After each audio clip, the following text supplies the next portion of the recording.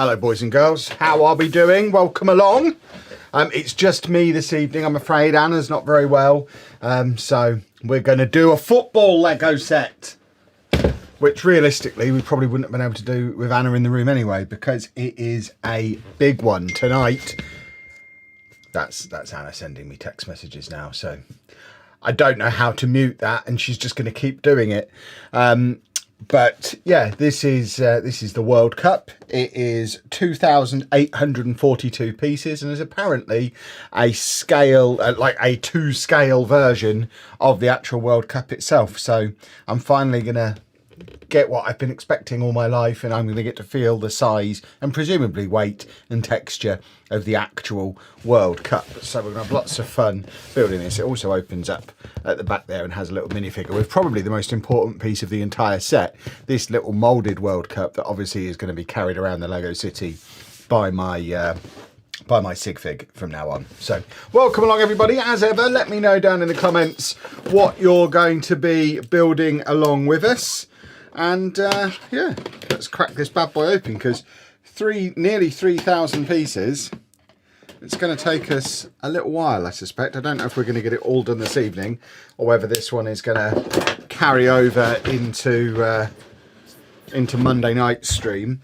I'll give you advanced warning now. Is that going to stand up there? I'll give you advanced warning now. There won't be a stream next Friday. There'll still be one as usual on Monday. If Anna's still poorly, it'll just be me again. But there won't be one on next Friday because we're going up to Scotland, because Retired Sets are opening up a shop in Glasgow, which opens up next weekend. So we're going to get in a day early on the Friday and have a little rummage around and make some content in there. And it's apparently much bigger than the shop they've got in Aylesbury at the moment. So I'm sure I'll ask them in the video. I'm not completely certain that if I were running them, I assume they've got someone who lives in Glasgow. But geographically, having your first shop in Aylesbury and your second shop in Glasgow is quite the commute between the two of those shops. But who am I to doubt them? I assume they know what they're doing. But yeah, we're going up there on Friday to have a rummage around the shops. Obviously, as a result, there won't be a stream next Friday. We should be back in time for the following Monday. We're going to turn it into a weekend in Scotland, do some vlogs while we're up there, go to some of the Lego stores. If anyone's got any recommendations for other independent Lego stores, either in Glasgow or Edinburgh, we're going to do a vlog in both cities over the course of the weekend. So we will be in both Glasgow and Edinburgh. So if there's any good independent Lego stores in and around either of those cities, let me know. And we're happy to go and have a look. And if Retired Sets would prefer we don't go and see the competition, they can cover our travel. And then we won't. We've got 3 nights booked in an Edinburgh hotel, so if you want to cover that, we won't go to any of the other shops. I don't think they're watching. But I will have some haggis again. I had some haggis last time I was up there. Your t-shirt has to be one of the best I've ever seen. I mentioned it in the Pokemon video yesterday. We have finally got an affiliate code for Querty. Or yeah, it's a discount code. So this is from Querty. It's one of the many shirts I wear that I get from Querty. Basically, if you see me wearing a graphic tee, it's probably from Querty. Querty.com, QWERTEE.com. And then if you use code BLOCKPARTY at checkout, you'll save a unit of your local currency, as long as your local currency is one of the big 3. So you'll save $1, €1, or £1 on your order, depending on the language that your order is in. And we also earn a little bit of commission on whatever you spend as well. And they are very, very cool. And they release new t-shirts, 3 new t-shirts at 10 PM every day. And every now and again, they do Lego themed ones. But they also have a lot of Pokemon themed ones.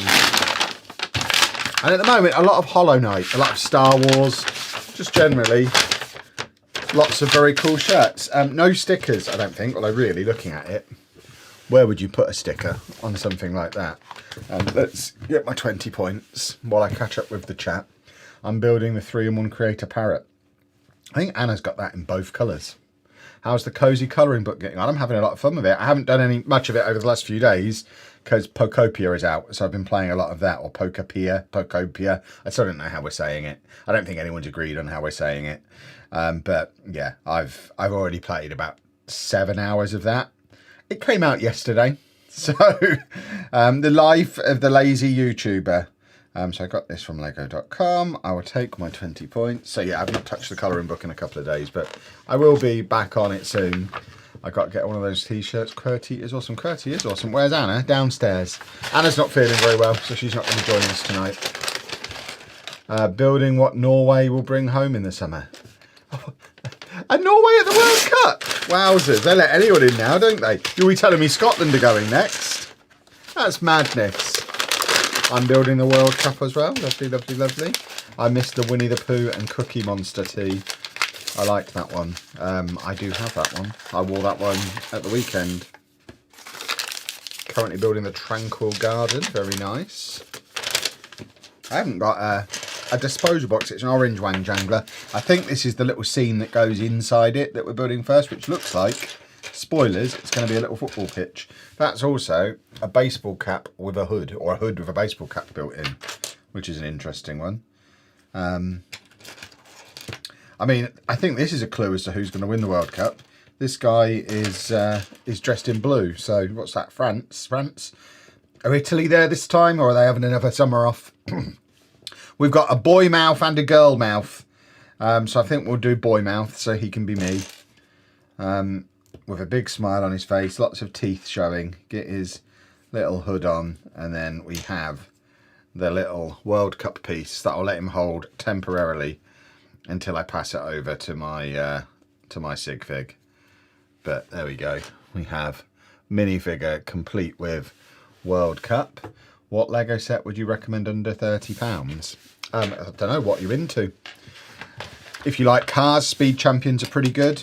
If you like Funko Pops, then Brickheads are pretty good.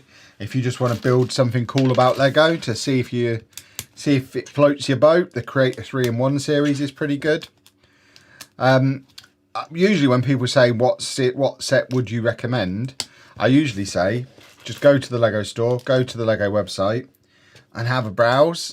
You can browse by price range, you can browse by interest.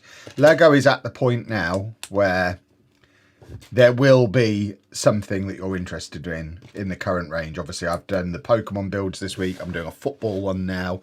I've got various other stuff. I've got Monsters Inc. that came out at the weekend. I've got Winnie the Pooh down there. I've got a load of Batman stuff still to build. So there's a load of like flowers in the botanicals range. There's literally something for any interest.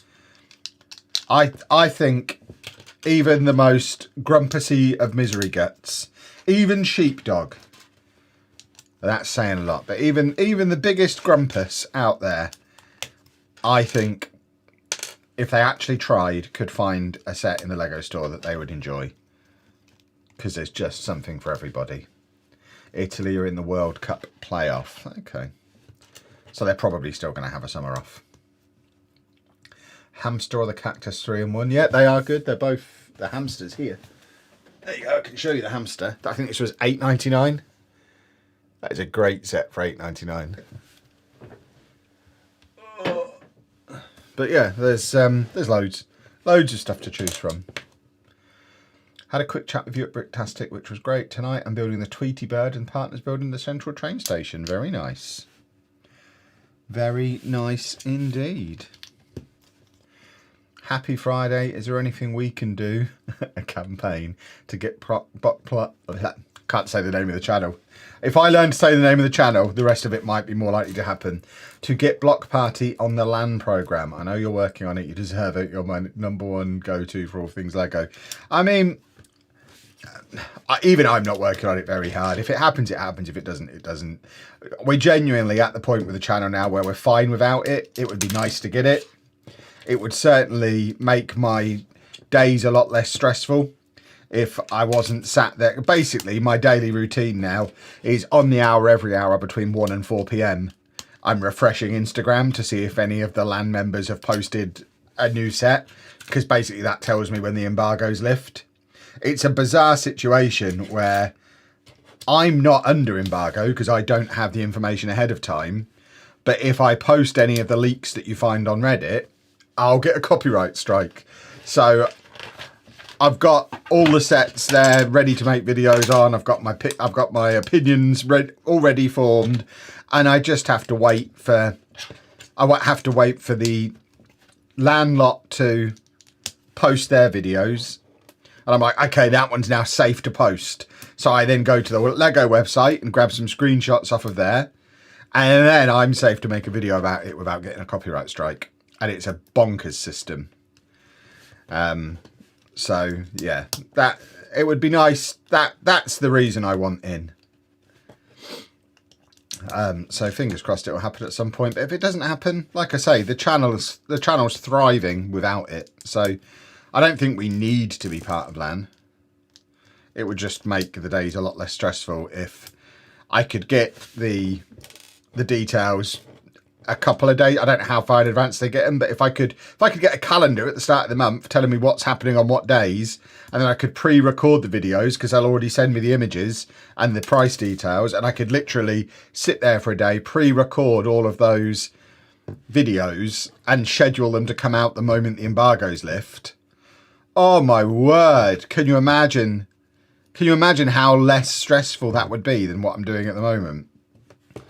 So yeah, that's why we want to get in. Does the new big Pokemon set still stand as my new favourite Lego set of all time? I think so at the moment. It's difficult because it's still so fresh. I haven't even... It's just sat on top of this shelf at the moment. I haven't even got it in a permanent display position yet. It is a very, very cool set. So I think it's certainly up there. It's certainly all time like top 3, top 5. I need to marinate on it a little bit longer to decide if it is my favourite set. But it's definitely going to be up there. Will I be creating the iconic Jeff Hurst picture when you complete the set? Yeah, definitely. You deserve free stuff /sets too. I don't know that anyone deserves them, and I actually think LAN in general would get a lot less. The LAN members in general would get a lot less hassle if they stopped getting them.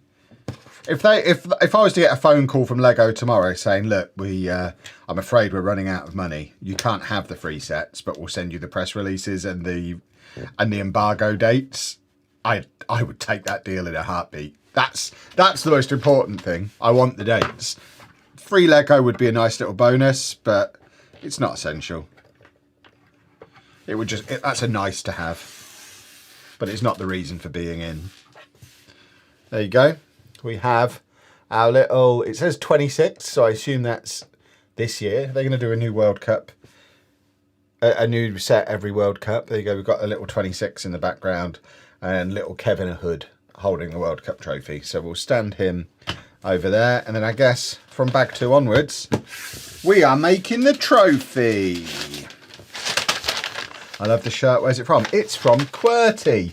I can't remember if I put the link in the description to this stream yet. It was certainly in yesterday's video. Querty.com, discount code Block Party, and you can save £1 or $1 on this shirt. I think they still sell this one.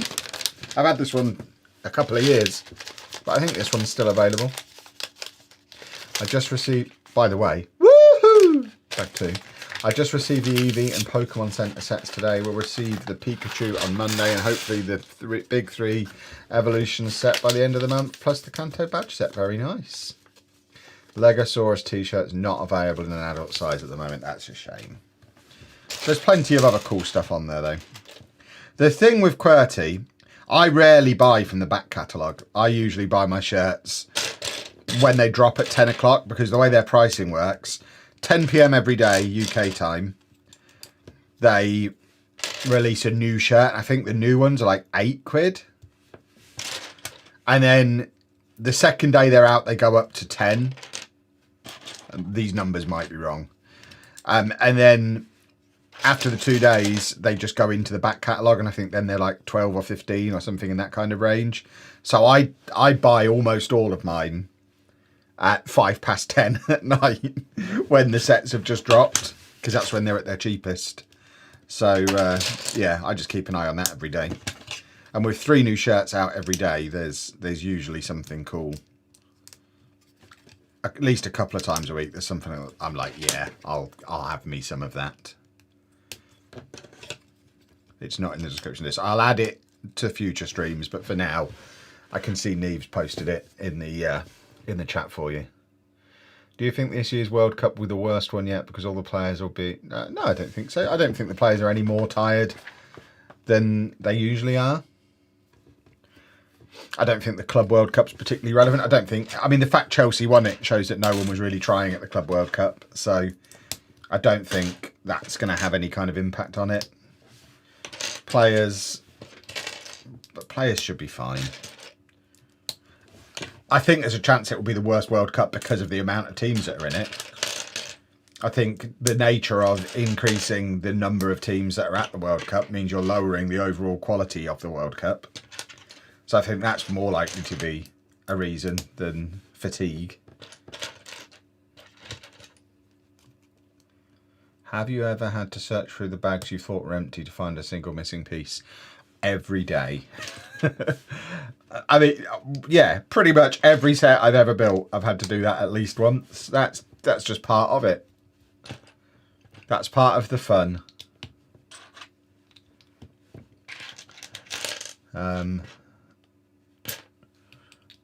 What did you used to do before being a content creator? I was a teacher. That was a long time ago now, though.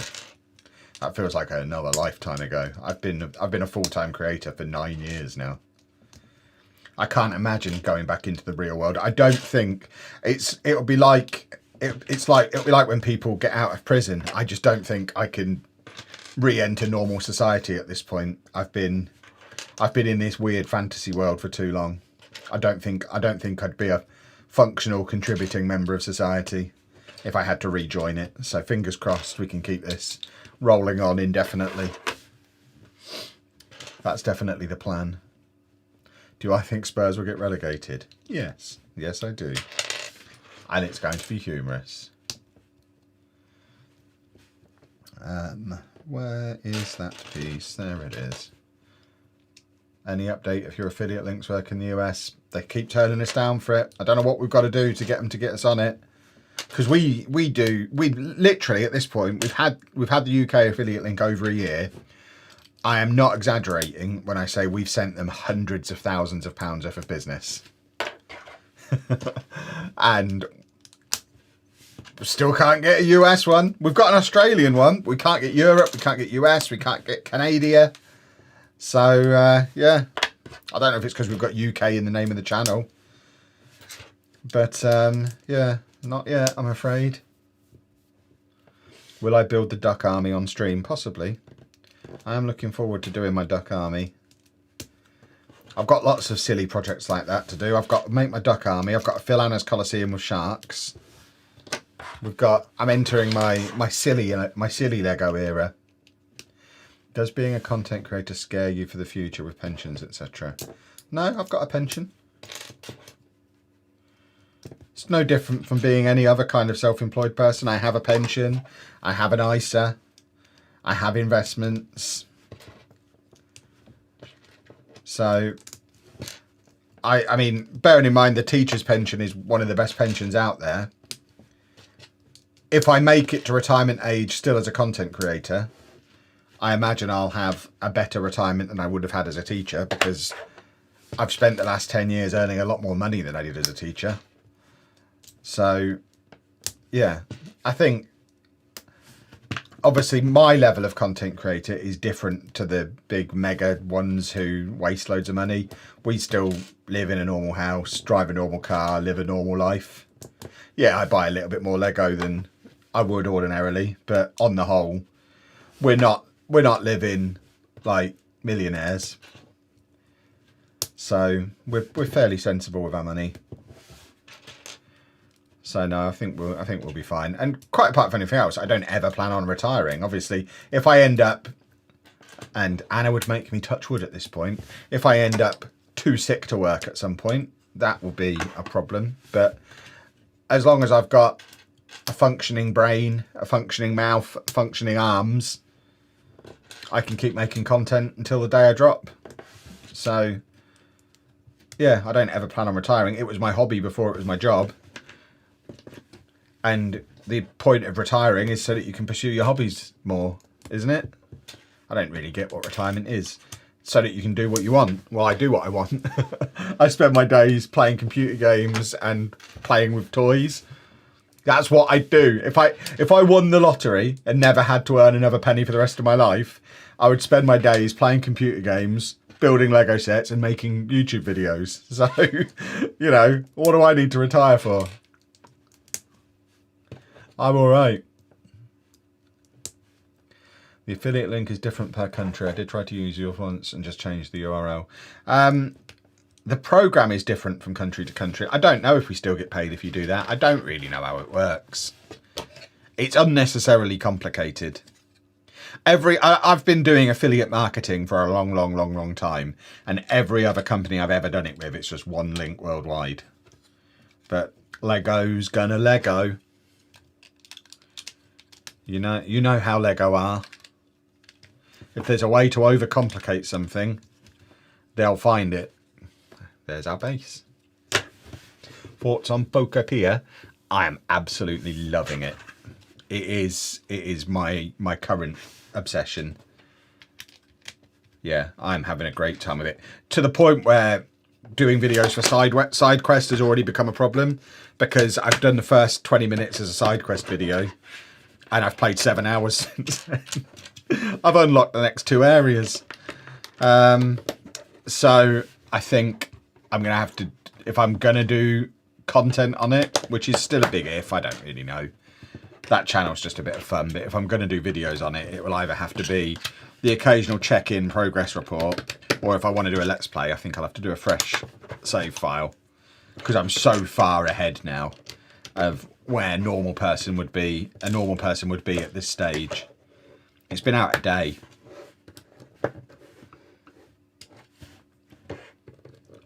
I bought my first ever Lego set this month. I got into it watching a Lego City build. I need more videos. We're working on it. I'm back. As long as I don't injure myself in the next 2 days, I'm back in the Lego City on Sunday.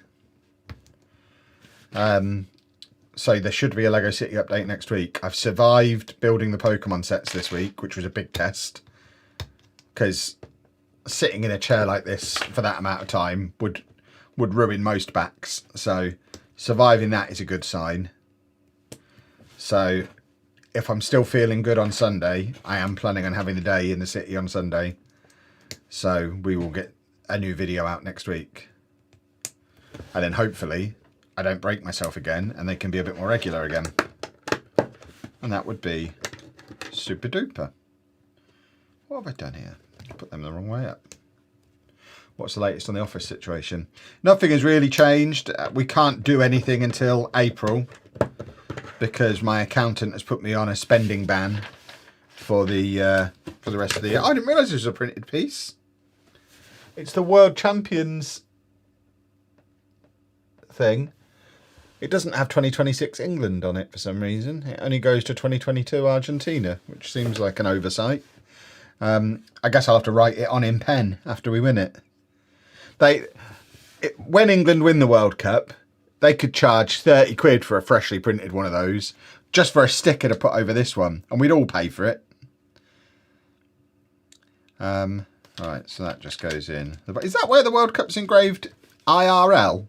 In the base like that? I've never really thought about it. But there you go.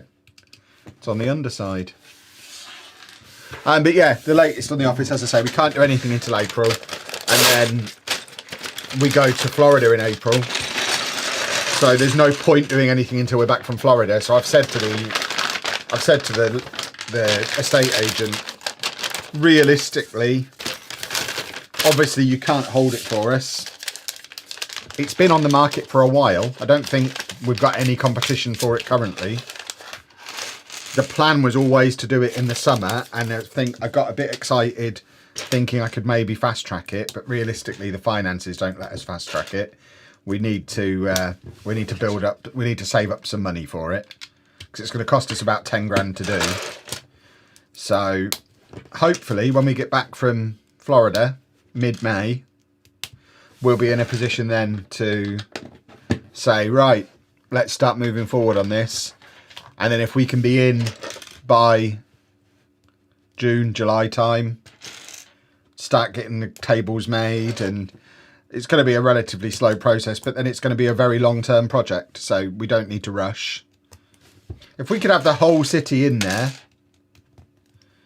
by the time the new Football Manager game comes out in October, that would be the goal. We'll just have to see. We'll have to see how it pans out. But there's, like I say, there's no point rushing to do it now, because we'll just be paying rent on a place we're not using. Because even if we could sneak through the deposit and the first couple of months' rent, with me being on a buying ban this month, we couldn't like order tables, we couldn't start the sound treatment and blocking out the windows and setting up the lighting rig and all this stuff that if and when we do it, we actually have to do it properly. We're not going to go in there and just make do with the gear we've already got. It's going to be a proper studio, and it's going to be sensational. So yeah, no movement on it just yet, but give us time. What are my thoughts on what were my thoughts on building the Pikachu set? They were in the video. I enjoyed it. I think it was good. Yeah. If you want my thoughts, there's a whole video that came out yesterday, which I need people to get behind. It was only a 7 of 10 as far as the YouTube analytics go. It shows how far the channel has come in just a few months, because it was only like Black Friday that getting 10,000 views on a video was like, yes, we got that one to 10,000. Whereas now that one's hit 10,000 in the first 24 hours and is only a 7 of 10. So I can't complain too much, but at the same time, if I'm going to spend 3 full days working on one video, it needs to get pretty bleeping close to 100,000 views before all is said and done. So I don't know how likely we are to do more content in that style. So yeah, if you want more stuff like that, even if you're not interested in Pokemon, go watch that one. I think it's a good video, even if you don't like Pokemon. I think it's one of the best videos we've ever made. But I get some people will be put off by it being Pokemon. Am I going to make a new save soon on FM? I don't need to until I finish the one I'm doing now. When I finish the one I'm doing now, there'll be a new one. But we don't need to do a new one until that one's done.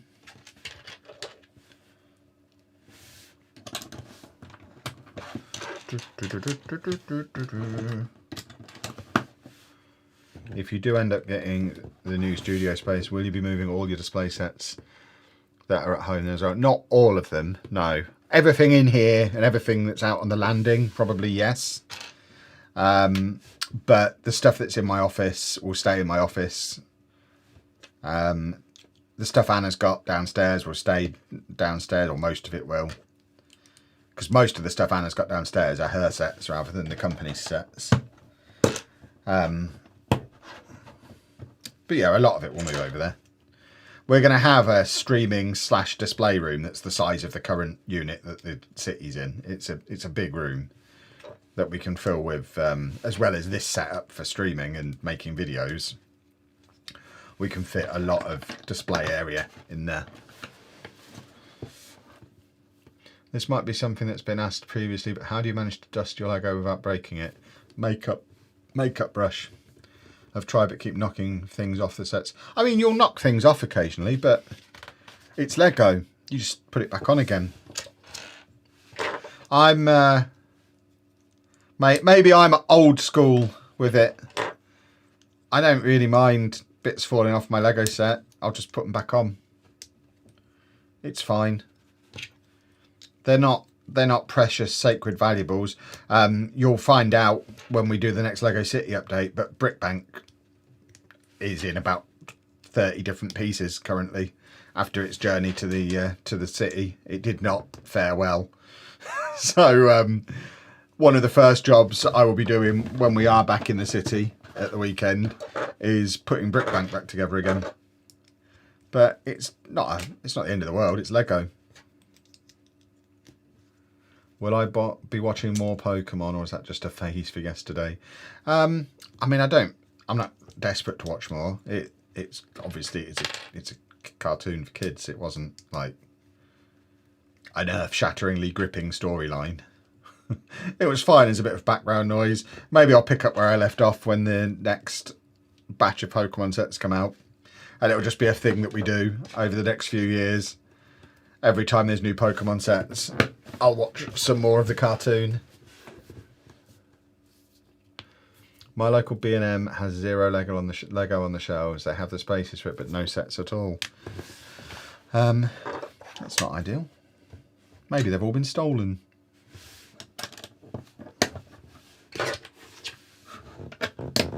I actually finished the Soundwave set yesterday, and I started the City Bulldozer. The City Bulldozer is fun. That's a fun set.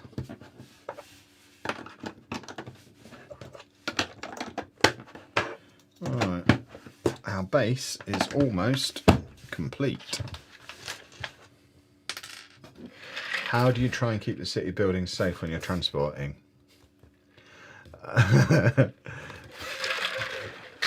You won't like it if you're precious about Lego.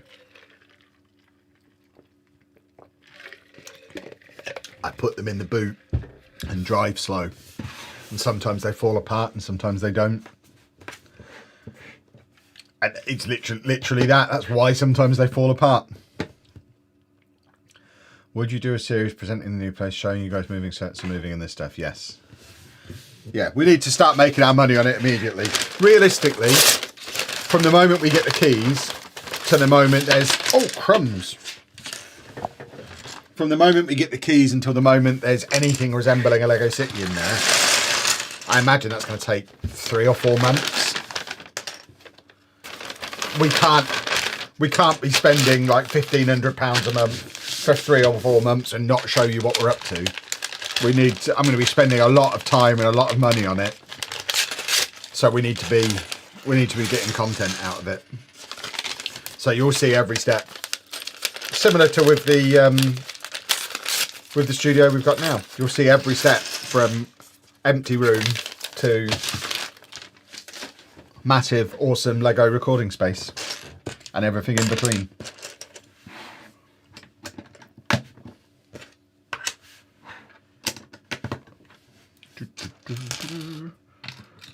I don't know why I'm leaning so far over the table to do this.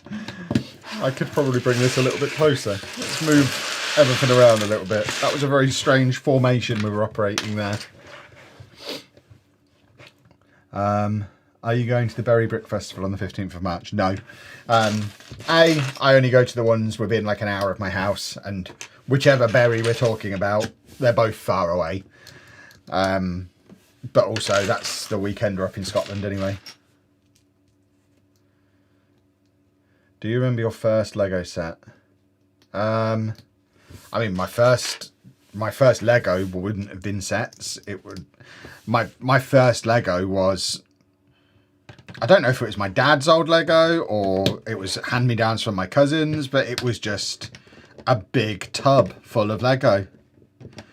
And that got emptied into the bottom drawer of the chest of drawers in my bedroom. And I would just build stuff with it. And over the years, we'd add stuff occasionally. I definitely had some sets because I remember applying stickers across multiple bricks. So I wouldn't have done that unless I had sets. But my memory for stuff like that isn't the way other people's is. Like, I couldn't say I got so-and-so a set for Christmas on so-and-so. It's not how my brain works. It's not how my memory works. I can't really do that with anything. I know I had some cool stuff, but I don't remember what the cool stuff was. Galactic Gaz, thank you very much for the super chat. Lovely stuff. Much appreciated. That's a very wobbly mic you have there. You shouldn't be able to see it. Maybe it's tightening up.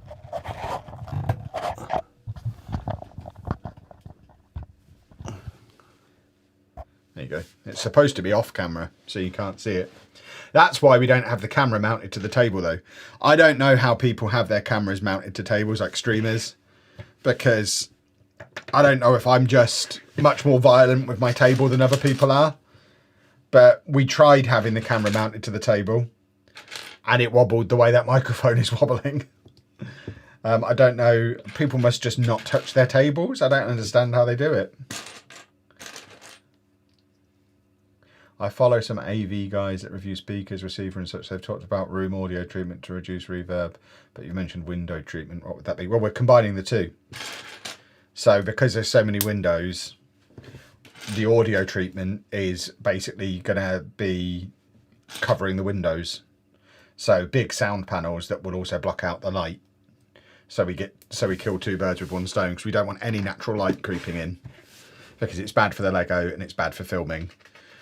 So we want to completely black out every window, and we may as well black it out with audio panels. So we'll be custom making audio panels to the size of all the windows, or slightly bigger than the size of all the windows. And yeah, using those to both audio treat the room and kill the sun. My first set was Friends Central Park and the Winnie the Pooh Treehouse. They are two very nice sets. So have you got them in the office? No, not yet. We're just talking about what we'll do if we do get it. We can't do anything until April. And once we get to April, we shouldn't do anything until we're back from Florida. So we're basically in a holding pattern. It's been on the market a while. There's not been any other interest in it. Chances are it will still be available when we get to like middle of May, when we can actually start the process for it. If it goes in the meantime, we'll find somewhere else. There's more than one office in the world. It's not that this one is ideal. It's pretty close to ideal. Size-wise, it's perfect. The layout of it is perfect, but it is the third story of an old building. No lift. There's not really a car park. It's kind of street parking. In not the best area, which is why it's cheap. So there's certainly stuff out there that would be more perfect. That stuff would probably cost more and we might not be able to afford. So we're going to have to sacrifice something, whether it's location, convenience, price. We're not in a position to just get the perfect place. We can't go and get a massive warehouse or anything like that. But this one's as close to perfect as I think we're likely to get. But if we miss out on it, so be it. We'll get something else. We'll definitely, the plan has always been to do something this year. And by this year, we've always kind of meant the summer. Early summer gives us the summer to work on it. And then by the time Football Manager comes around again, we should be out of the current place, ready to focus on that again for a bit. And it should all balance quite nicely. Teddy Meow UK, thank you very much for the super chat. My son Harry loves your content. Hello, Harry. I assume you're watching, Harry. Welcome along. Will the World Cup sell out? Nothing sells out. It's Lego. Even if it's temporarily unavailable, they'll be restocking the shelves with it for at least a year. I suspect if you're in England and England do really well at the World Cup, say, for example, England were to win the World Cup, there will probably be a period of time where you might not be able to walk into the Lego store and buy this set. But on the assumption that we get knocked out in the quarterfinals as usual, I don't think there'll be any problems buying it here. Because who wants a trophy to commemorate another failure? So a lot depends on where you are in the world and how your country does. But certainly, I don't think you should have any problems buying it before the tournament begins. It's cheap in Costco at the moment. It's like £25 off, I think, in Costco, which is currently the best deal on it. I think.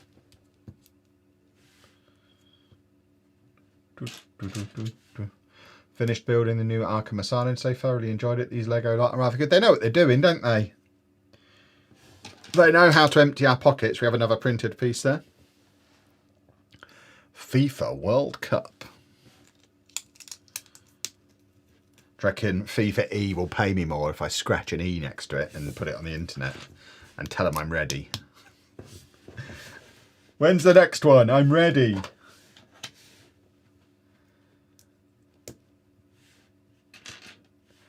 I always thought the World Cup was gold and black. Thanks Lego for learning me proper.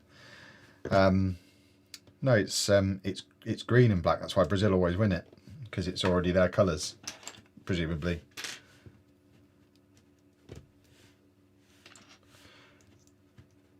Spurs fans would love a trophy to commemorate failure. It would be nice for them to get a trophy, I suppose.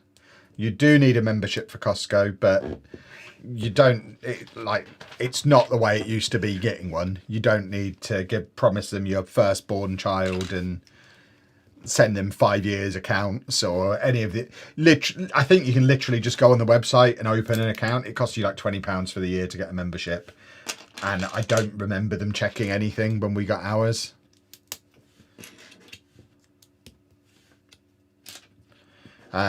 I might be misremembering it, but I don't think we had to prove we were actually a company. I think they just took our 20 quid and sent us a card. Or no, we had to pick the card up in the shop, if I remember.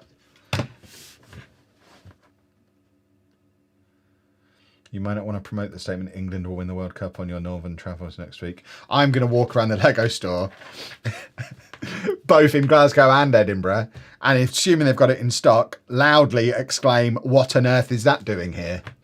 And whilst pointing at it. I plan on doing that in both stores. In the most English of English accents I can muster. Why is that here?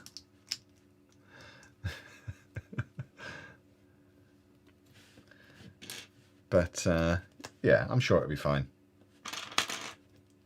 I'll do it in Anna's voice. They're not going to hit Anna, are they? Probably.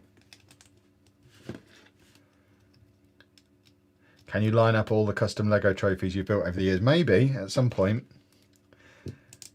Maybe. This one is.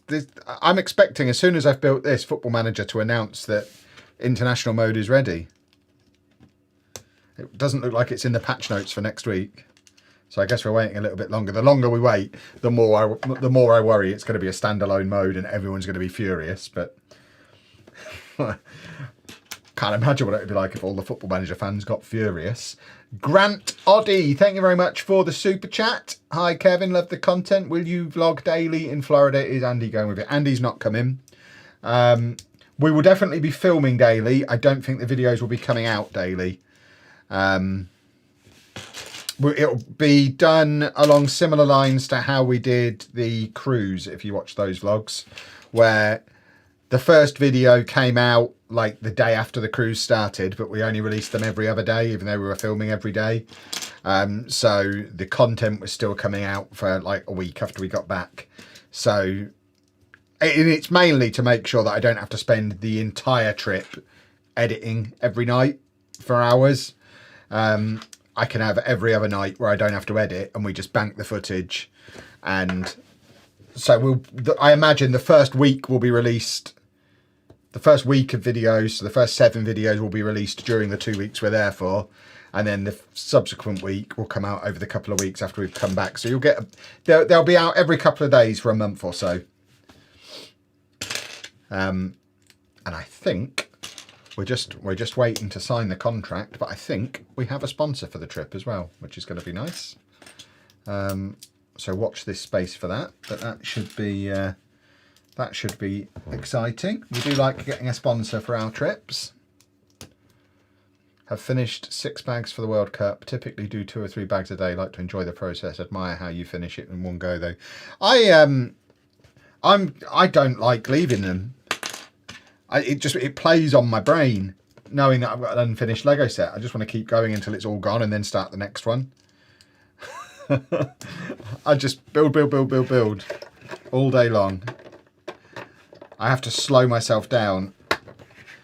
If anything, we always talk about how we get the amount of Lego we do because we make content on it. There is part of me, the secret part of me that I shouldn't confess to in public, that thinks actually the fact that we make the content is what's saving us from bankruptcy, because it naturally slows me down. Whereas if I didn't have to make the videos and be like, no, I've got to save that set for a stream, or I've got to save that set for a video, I genuinely think I'd have built most of my March the 1st sets by now if I didn't have to do content on them. And then I'd be heading to the Lego store this weekend for more. And that would bankrupt us. So, yeah, I have a problem. I have a very obsessive personality. As anyone who's followed me on anything for years knows, like, I don't miss a day at Football Manager. I did the daily vlog for years and years and years. If I decide I'm doing something and I enjoy doing that thing, I am utterly obsessive and unstoppable on it. And that's how I would be with Lego if the content didn't slow me down. So thank you, content. How do I make doing a smart review? Have you already done one? I'm not buying the Star Wars sets, if that's what you mean. I'm not a Star Wars guy. It's just a waste of money. I've had a little hands-on with the smart stuff. I'm not mega impressed with it. I think the rumour is that there's going to be some smart play stuff in the next Pokemon wave, so I'll get to get it then, because I'll probably buy every Pokemon set they make because I'm a child and I won't be able to stop myself. So I'll get on it eventually. But yeah, I'm not going to buy a load of Star Wars stuff that I don't even want. I've been making my every set retiring in 2026 video today, which I've got to edit, and then that's coming out tomorrow. And I keep looking at that UCS Millennium Falcon and being like, it does look cool. I know I'd enjoy building it. It would look cool on display. Can we be a reputable Lego channel without having it? And I'm like talking myself into getting this £700 set for a franchise I don't even enjoy. And I'm like, well, if I don't get it now, what if I start liking Star Wars in 2 years' time, and then I have to pay 1,500 quid for it? Maybe I should buy it now just to be safe.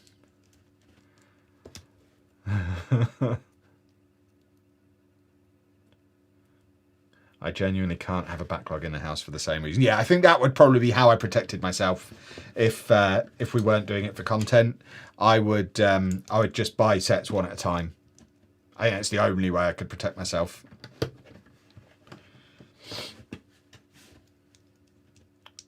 Did you know we have a retired sets shop opening in Glasgow next week? Yes, I'm on my way to. I received a secret passage from. They were in my house today. They've left a secret parcel with me, which all will become clear soon. And I'm going up there on Friday to have a look around the new shop and make a video. So you should have a tour of the new shop on the channel next Saturday. Maybe even a TikTok version on the Friday. But certainly Saturday's video next week will be looking around the new retired set shop in Glasgow. The most astonishing thing to me is you don't get a smart brick with each set. I guess that's because you don't need one. I think that would be fine if you could buy the bricks separately, but you can't buy the bricks separately, which is bananas. But like, you don't need, what are there, 8 sets? You don't need 8 bricks. They don't do that much stuff. You need like 2 or 3 bricks and then a load of the tiles and the minifigures and stuff. You don't need 8 bricks and 8 chargers. I think what they should have done is probably done one big pack that included everything, and then no other sets include the brick. They all just have the tiles and the minifigures, and then sell the bricks separately. So if you want a big bundle that has everything in, you buy the big bundle. If you want just the sets and don't care about the smart brick, you just buy the sets. And then if you want to smarten them up, you buy the brick and they become smart sets. That's how I would have launched it if I was in charge. But as usual, they didn't put me in charge, can you believe? Where is the retired set shop in Glasgow? No idea. I'll be putting it in sat nav. I'm guessing near the airport, because I've spoken to retired sets about it twice to 2 different guys, and they've both said, what time are you flying up? I'm like, I'm driving, I'm not flying. So I'm assuming it's near the airport, or else why on earth would you fly? I live an hour from my nearest airport. It's like a 5.5, 6 hour drive for me to get there. I'm like, I don't really get the benefit of flying. Yeah, it's probably only like 20 minutes on the plane. But by the time I've driven an hour to get to the airport, checked in like an hour and a half, 2 hours early, let's say we've got 3 hours. I'd be there 2 hours early. I'm autistic. I can't get there later than that. So that's 3 hours gone right there. And then you're getting off the plane at the other end. That's another half hour of faffing. We're up to 4 hours now, including the flight itself. Unless it's right near the airport, you're really not saving very much time. So I'm guessing it's near the airport. Or else why are they flying? I guess maybe they live a bit further south than me. If they're, I guess they're in Aylesbury. I don't know. If they're not in Aylesbury, why is the current shop in Aylesbury? Glasgow Prestwick Airport is nowhere near Glasgow. Well, then I don't know. I have no idea. All I know is I put the address into my sat nav. I don't have it near me now, but I put the address into Google Maps and it told me it was pretty much nailed on 6 hours from my front door to there. So it'll be another like unit on an industrial estate situation, presumably, like the current one is, like Toenail Bricks is.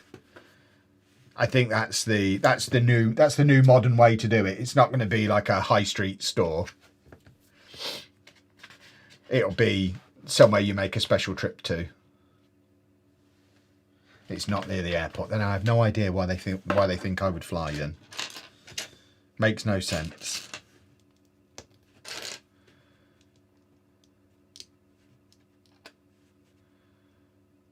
I think they should have just relied on kids to make all the sounds rather than an expensive brick with limited sounds. I mean, I don't think there's any harm in there being some choice. It's not like there's no sets left that kids can make the sounds for. So I don't begrudge Smart Play existing, and I think we've only seen the first iteration of it at the moment. I think it's something they could potentially do some interesting stuff with in terms of lighting and sound integration. And integrating it within Technic sets and maybe including some motion in there. There's quite cool stuff you could do with technology like that. So I don't mind it existing. I don't really... There's a lot of people who seem very angry that it exists, which I don't really understand. But I'm not buying Star Wars sets for it. I'm not that desperate to have it and try it out. I'll wait for the Pokemon ones and they can have all my money then. What's the best independent Lego shop you've been to? It depends what you mean by best. Like Brick Traders in St Albans is brilliant because it's been there for years. The staff are really friendly. It's on a normal high street. It's open normal days for normal hours. It's like a proper traditional shop that you just go to when you go shopping. But because of that, it's really small. So you don't get the same range of stuff in there because they don't have the space to have that kind of range of stuff. And then you get the other end of the spectrum, like the retired sets shops in Glasgow we're going to be going to, which the whole selling point for that is it's massive and absolutely full of Lego. But it's in Glasgow, which is a long way away from where I live. It's presumably out on an industrial estate, again, like the one in Aylesbury. It's not really convenient to get to. So, yeah, I think they're all great. I mean, if we're talking in the world, the very best one I've been to was probably that one in the Netherlands. That was brilliant. The one that's got its own YouTube studio in, or the one in Belgium that had its own cafe in. Clearly, real estate is a lot cheaper in Europe than it is in the UK. If they can have units of that kind of size on the high street, you just couldn't do that here.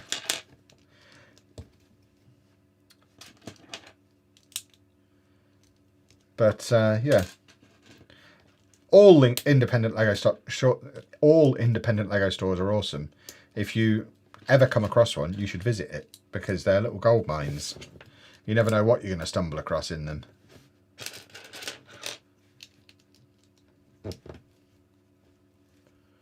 Apparently LEGO has been working on the smart brick for 10 years and are slightly unimpressed with what has been produced so far.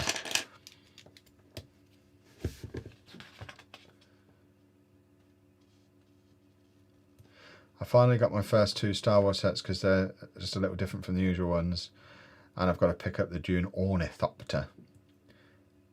It's more that LEGO always seems to try this. They did it with Video and Hidden Side and both flopped badly. Yeah, but what's the problem there, I guess, is my response to that. What harm are they doing? I mean, we want them to innovate, right? We want them to try new things.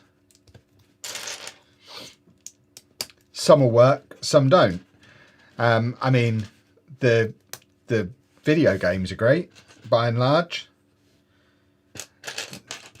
Getting into sets aimed at adults has been great.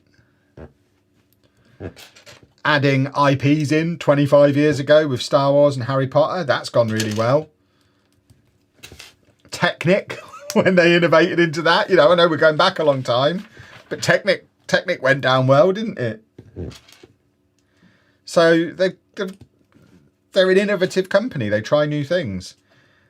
Sometimes they'll work, sometimes they won't. I think one of the things I like most about them is because they're still privately owned, they are able to just try stuff out and see if it works. And if it works, they go with it. If it doesn't work, they abandon it. Same way small, agile businesses work. It's the same way we run our YouTube channel. Like, we're always trying some new styles of video. The Pokemon video yesterday is a perfect example. Completely different type of video to anything I've made before. We'll try something new. If it works, we'll do a bit more of it. If it doesn't work, then we learnt that kind of video doesn't work. There's no negative outcome, really. Experimentation and innovation is a good thing. And if they stumble across a really, really incredible product in the process, awesome. We'll all buy it and love it. It's a good thing. Do I have a different t-shirt for every day of the year? I mean, I wash them. I don't wear... I guess the counter to that is I don't wear the same t-shirt every day. I obviously don't have a different t-shirt. Like, this isn't brand new out of the box. I've had this shirt for years. But I've got a lot of t-shirts because it's Querty's fault. Blame Querty. They release 3 new shirts every day. Are you telling me I'm supposed to not buy the ones I like? That's madness. Absolute madness. Best and worst set I've ever built.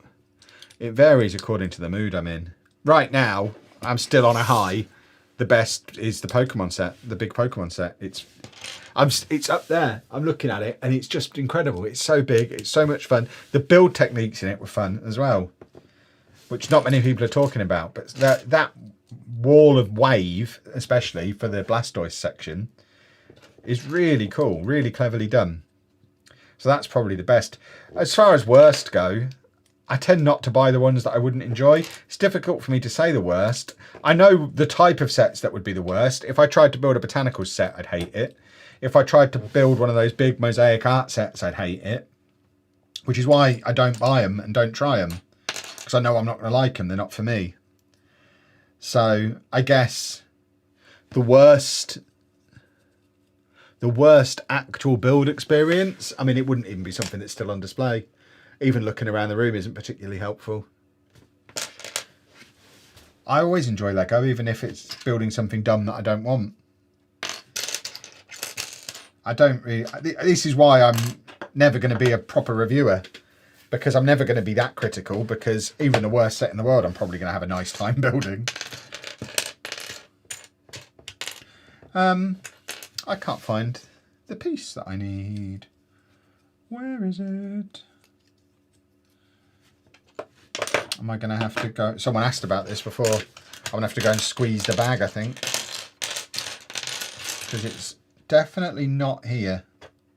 Have I used it somewhere else? Bag squeezing time.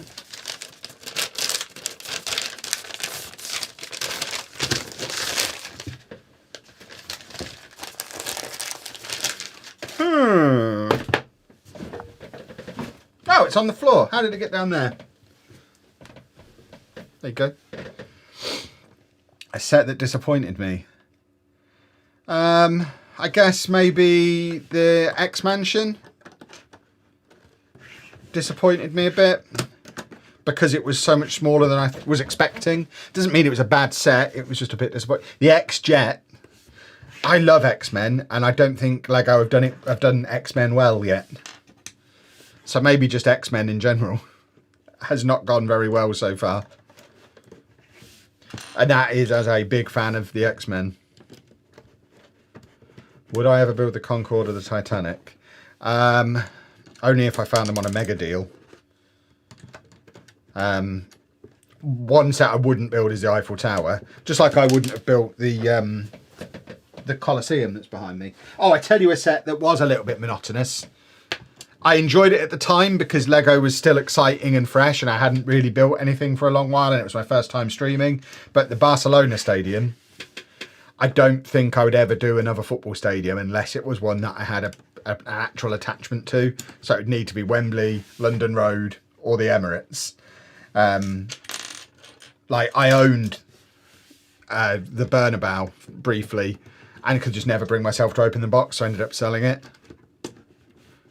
But that was very, very repetitive. This, Anna says this was very, very repetitive and it looks it. I wouldn't have built that. I wouldn't build the Eiffel Tower for the same reason. But the Titanic, I'd like to have a go at. The plan is to build the Titanic on a cruise ship when we hit 100,000 subscribers. The Concorde looks fun, but it's one of those where I don't have anywhere to put it. If the Concorde still exists when we have a big office to put it in, maybe. But I'm not like desperate to build it. I'm not super into planes. It's not on my wish list or anything. Me and my husband have just bought a Holy Bottle starter set. Nice. Hope you use my link. That reminds me I should have a little sip. Do you think that F1 helmets will be all stickers? Probably. I don't really see how else you do it. Because they're not mega expensive. And they're absolutely covered in advertising. So I think for them to all be printed pieces, the sets would end up costing a lot more. I could be wrong. I don't really care because they're not the kind of sets I'm going to be buying. But I assume it's going to be, at best case scenario, a mix of stickers and printed pieces.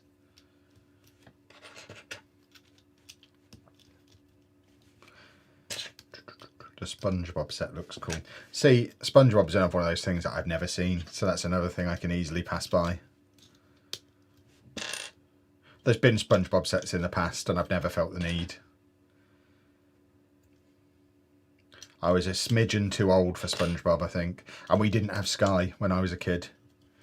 So even if I'd have been young enough to watch it, which maybe I was, I don't know. Other people in their mid-40s, did you watch Spongebob? You probably didn't. I think my brother and Anna are both like 3 or 4 years younger than me. And Anna watched it because she was fancy and had Sky. My brother wouldn't have done because he lived in the same house as me and we didn't. But yeah, I've never seen a minute of a SpongeBob episode, so I don't need to be getting that.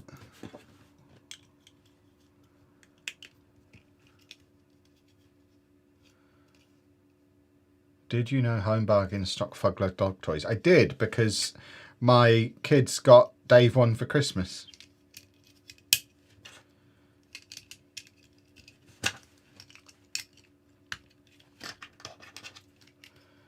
I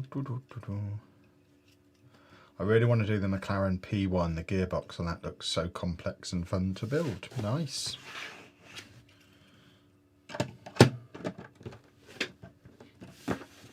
I've still not really attempted a really big Technic set. I've got my Volvo digger thing somewhere. Can't even see it. Oh, it's over there. So I'll build that at some point. I did the big Ferrari Formula 1 car, which was fun.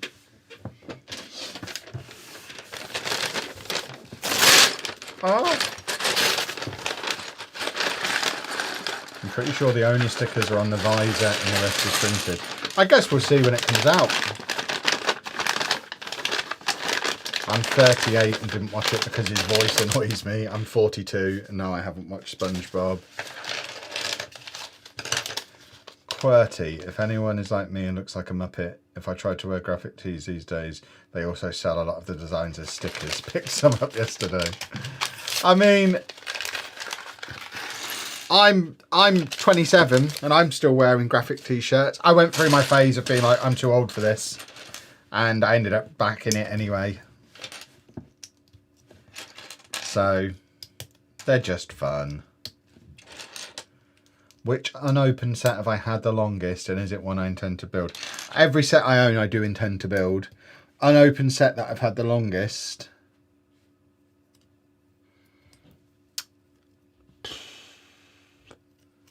It'll be one that's down here. That'll be for a rebrickable.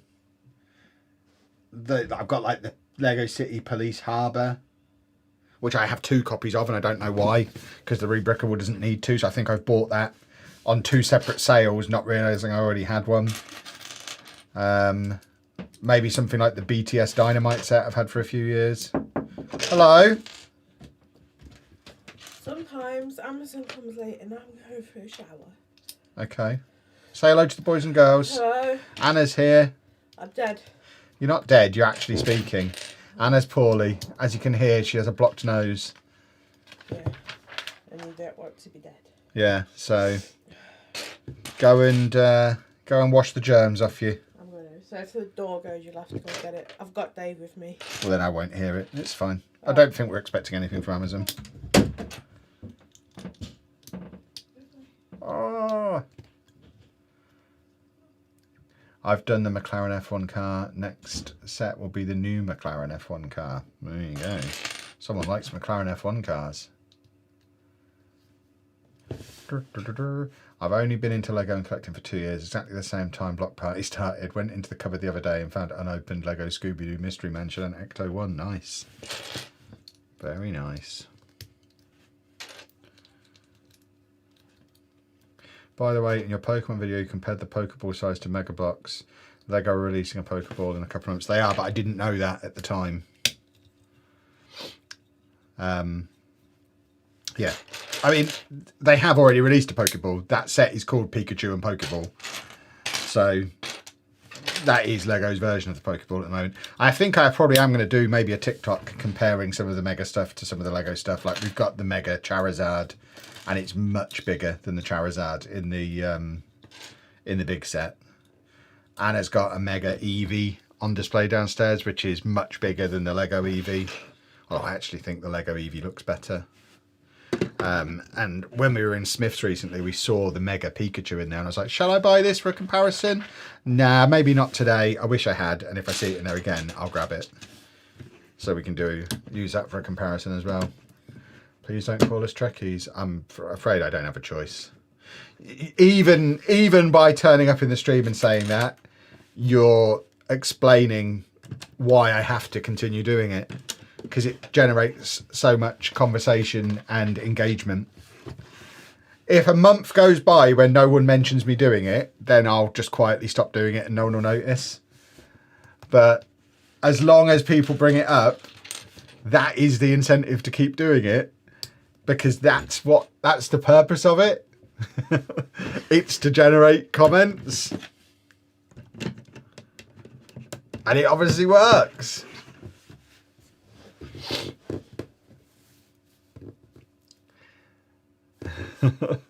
But yeah, there's no way a month will ever. I've been doing it for 15 years. It's certainly not a new thing for this channel. And it's always worked. I was rage baiting before rage baiting had a name. As far as I'm concerned, I invented rage bait. And I am the master of it.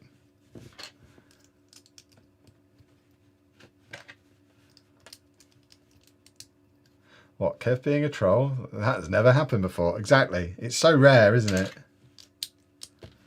Thing is, because I'm a rascal, I can do it in an adorable way, and people are like, oh, he's a rascal. You can't hate a rascal. Unless you go on Reddit, in which case they do hate me there. But there's not a lot I can do about that. They're a bunch of bumholes. I'm excited for the Pokemon collaboration, not these sets, but once there's a set with Mew, it will be pre-ordered ASAP. Well, that's the thing with Pokemon. There'll be people trying to resist, and then as soon as their favourite Pokemon is out, it's like, oh, okay, I tried, but here we go.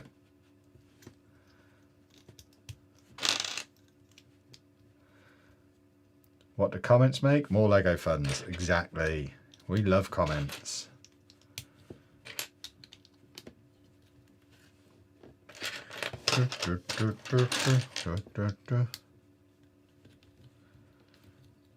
I'm a monster, but a lovable monster.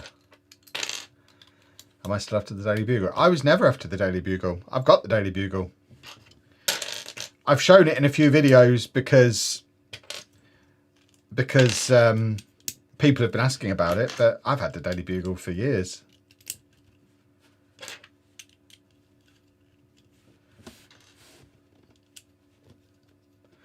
The mention of Mew has me smiling because Mewgenics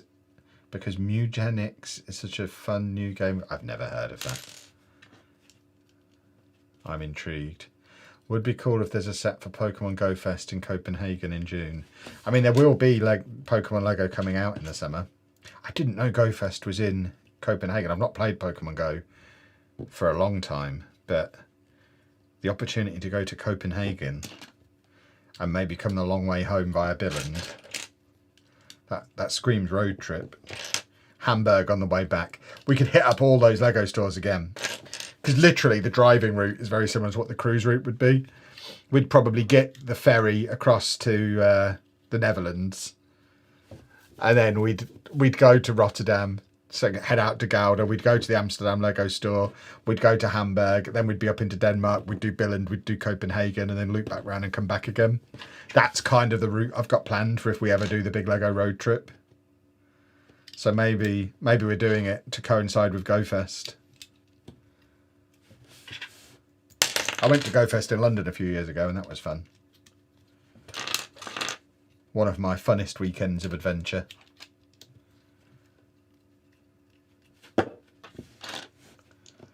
Back in my day, there were only 151 Pokemon. I mean, that day didn't last very long. What Lego set would you recommend me with a budget of £300? What are you interested in? There's no simple answer to that question. Lego's not one of those things where there's like one best set at each price range. What kind of things are you interested in? There's probably a set that has that covered. There's hundreds, like there's 500 Lego sets retiring this year. So the current range is, there's probably over 1,000 sets currently available to buy, plus 70 years of retired stuff if the one set you want isn't currently in production. But yeah, you've got plenty of choice. So what are you into? I want a modular. Do you have any at the moment? If you don't have any at the moment, buy Tudor Corner. It's currently available. It's the cheapest currently available one, and it's the best currently available one. Boom, job done. Yeah, the Natural History Museum's another good shout. It's a good set, and it retires this year, so you want to be buying it this year if you're planning on ever getting it. Have I ever been to the Lego warehouse in Sheffield? Yep, I've made a video from Tonal Bricks. It's a good shop. Very good shop. Right, if this is your first time, you've never bought a modular before, Tudor Corner. It's probably the only downside to buying Tudor Corner is it's probably the best one they've ever done, so it'll all be downhill from there. But it'll really give you a good taste for how incredible Lego can be. And if you can be patient and wait for it to go on sale at Argos again, there's been a few times over the last 6 or 7 months where it's been £150 at Argos. So I would hold fire for it to be that kind of price. And then fill your boots and have a lovely time with it. Currently building Tudor Corner, and I assume you're having the time of your life.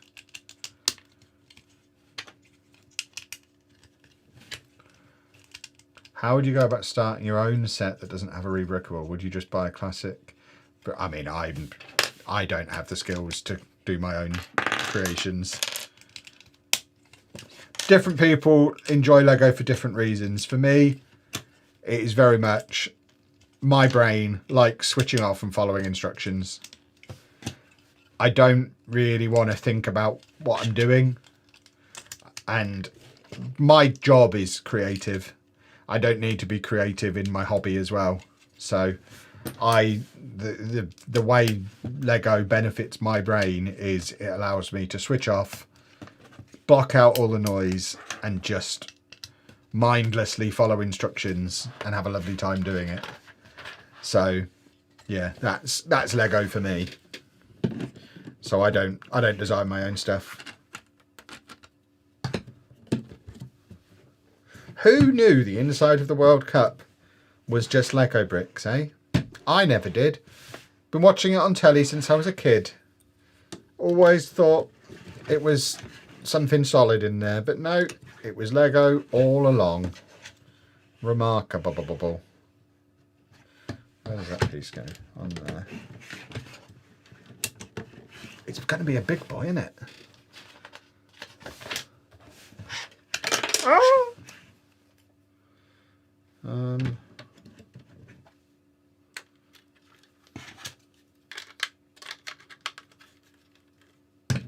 Doubles is the Olympic flame as well, which is good. I'm sure FIFA will love that.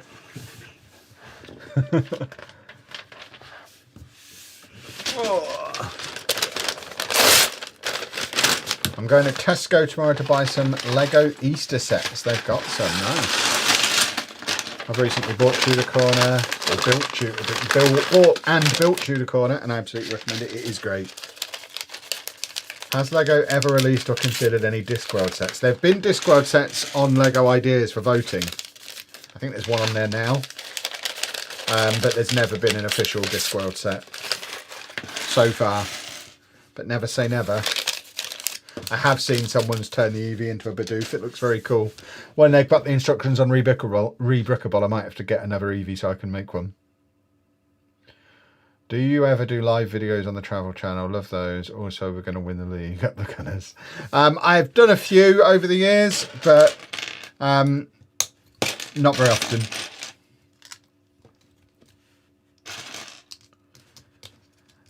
Yeah, they're more about...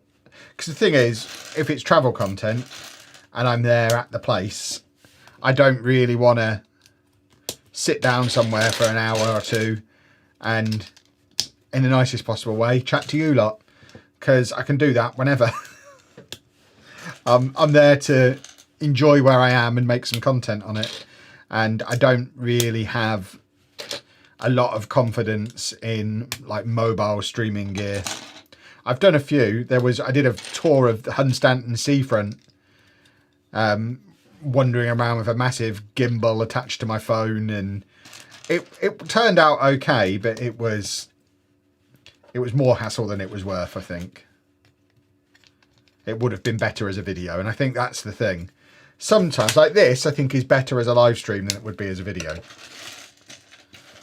But some things are just better as a video. And I think touring Hunstanton seafront, definitely better as a video. Did I build any F1 Lego? I've got all the Formula 1 Speed Champions on my Speed Champion wall behind me.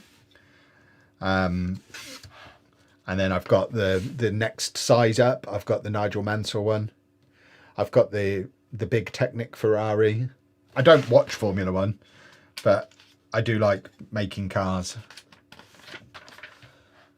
I'm an overthinker, and Lego helps shut my brain up. Yeah, definitely. Yeah, that's the big benefit of Lego for me.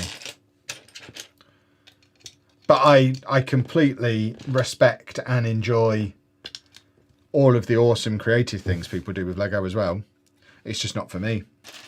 I can just about stretch as far as combining sets together with a little bit of road and making it into a city. But I couldn't sit there and make the buildings from scratch. I just don't find that enjoyable. Oh, I'm supposed to be doing 2 of these, aren't I? Hang on. We're halfway through. Oh God, we're not. We're far enough into this bit now that we'll just go back and do it a second time separately. I normally do them at the same time when you're doing 2 times something, but I got distracted by you rascals. You should have live streamed making the Pokemon sets. See, that I disagree with. I think that, again, is an example of something that does better as a video, because as you saw, just me like zoning in and focusing on it took, what, 13 hours start to finish? It's obviously going to be slower to stream because I'm going to be interacting with the chat. I'd have had to have broken it up into a number of streams because I couldn't talk constantly for 13 hours as much as I would try to. But it would have ended up being probably 20 hours of streams over multiple weeks.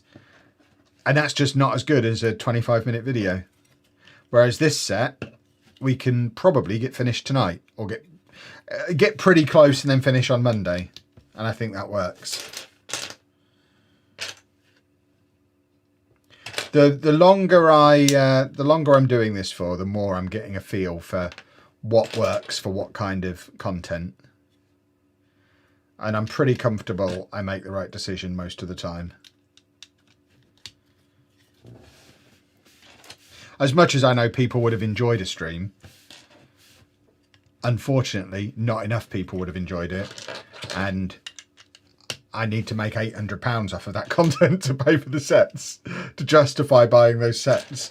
We need the video to perform, which it hasn't gone nuts yet. I'm hoping maybe it will be one of those that's a little bit of a slow burn.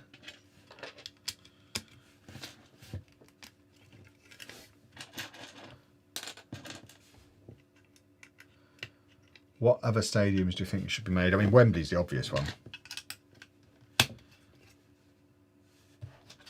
I don't think they're going to do any more, though. It's been years since they've done a stadium. The only way they're doing a stadium is if this current wave of football stuff sells really, really well worldwide.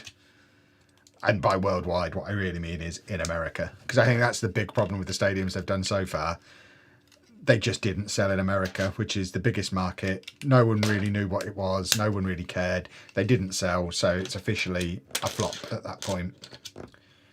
So, with the World Cup being there, I suspect there's a good chance this set will sell pretty well. And obviously you've got the Messi and Ronaldo stuff coming, and Mbappe. I think it's Messi, Mbappe, Vinicius and Ronaldo. I think they're the 4 who are getting sets. So if they sell well as well and this sells well, then it makes it a possibility that we get another stadium at some point, but then they have to get it right and not drop the ball and do another Old Trafford. That I think it really demonstrated how little they understand about football and fan culture, because with the Formula One stuff, they can release a car from every team and Formula One fans will buy every car. And I don't think Lego understand that football fans are not that. You can't release Old Trafford and expect anyone other than Manchester United fans to buy it. So it immediately massively reduces your market. And I don't think Lego understand that. So it'll be interesting how the football theme, as they try it again, develops over the next year or so. Whether it's just a one and done for the World Cup, or the next logical step is Premier League or Champions League. That's why I wish the helmets for every driver. And I think they will spread out to more. I think the reason they can't, like with the Speed Champions, they released them all on the same day, which you could do with the Speed Champions because they were 20 quid each. Those helmets are £90 each. It was expensive enough for idiots like me who went out and bought all 10 Speed Champions on the same day. That was still like 200 quid. But if you've got to buy 20 helmets at £90 each, it's just not going to happen, is it? That's like £2,000. No one's dropping £2,000 on helmets all on the same day. So they've got to do them gradually. So Formula One fans have to prove that their brains work the way I think they do, and buy them a couple at a time as they drip them out. And if they keep buying them and they keep selling well, they'll keep doing more of them.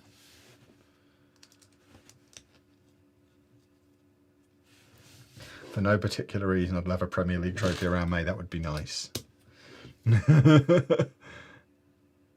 Would be good to do an icons range. Ian Wright, Alan Shearer, etc., etc.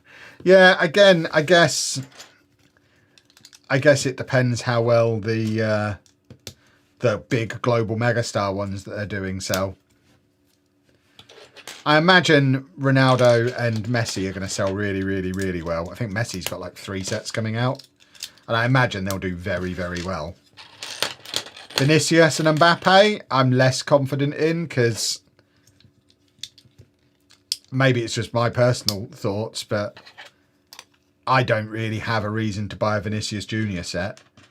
I'll buy a Messi one. I probably won't buy all 3. I'll get a Messi set, and I'll probably get an Mbappe set because I've got a bit of French in me. But I don't think I'm buying a Ronaldo or a Vinicius. So again, it depends how well they sell. If they sell really, really well, then there's the incentive to do more and more. Yeah, the helmets are 90. It's either 80 or 90. It might be $90, £80, but yeah, the helmets are expensive. That's why you can't release loads on one day.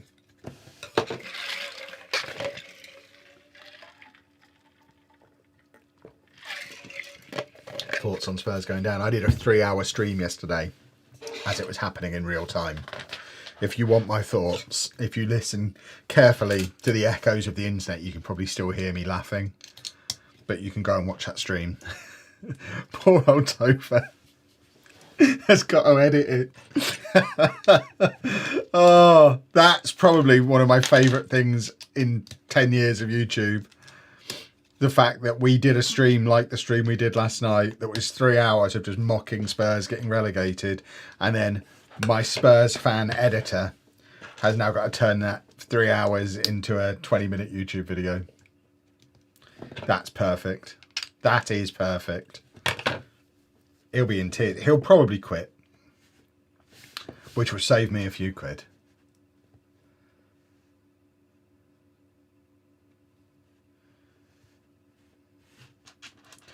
I wouldn't say Mbappe's fallen off. It's more a case he's less interesting now he's like 25. I mean, he plays for Real Madrid. He's a proper global megastar in terms of football, but not on the level of Messi or Ronaldo, I guess.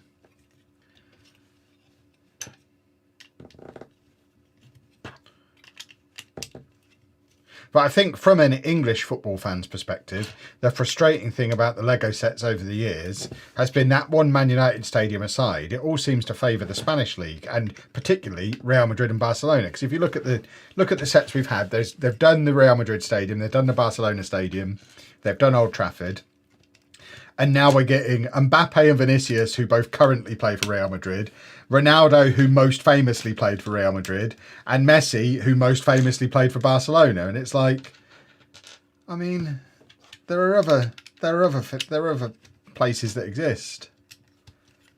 Can we not have a Declan Rice? I'd like a Declan Rice, please.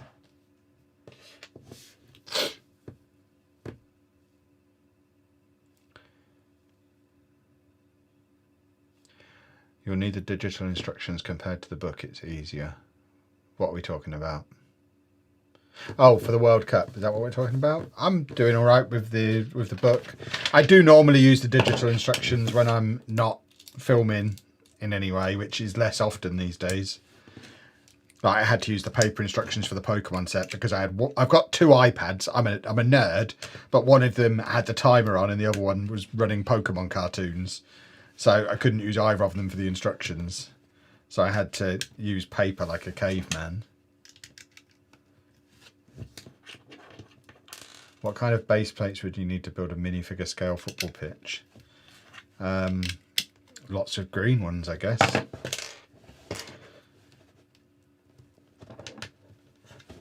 Hardly going to sell many Harry Kane sets globally. I know, that's the problem.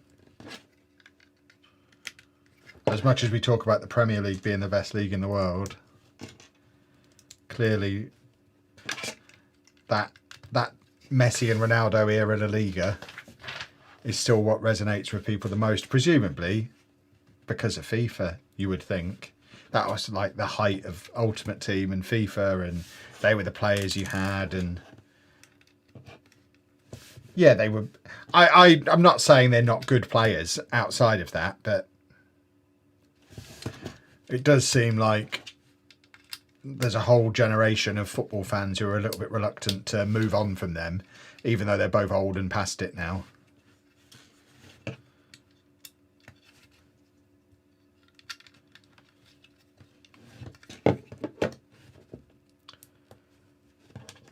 I'm a Tottenham fan. We're 100% going down. The players don't care, as they'll leave if we go down. Yeah, that's seems like a fairly accurate summary of what's going on.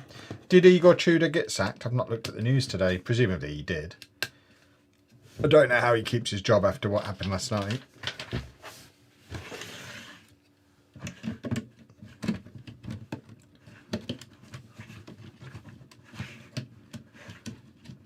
How many YouTube channels do I have?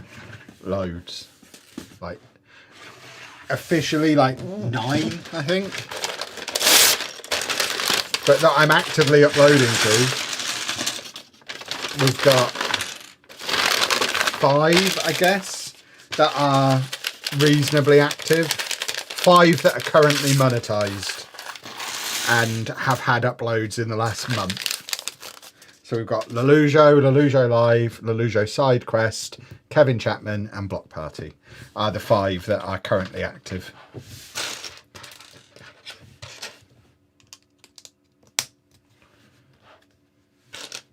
I'm a busy guy. I like making YouTube videos. Right, this is another one where we need to do 2 of these. So we are going to do, we are going to do a page at a time, doing both together. I know what I mean.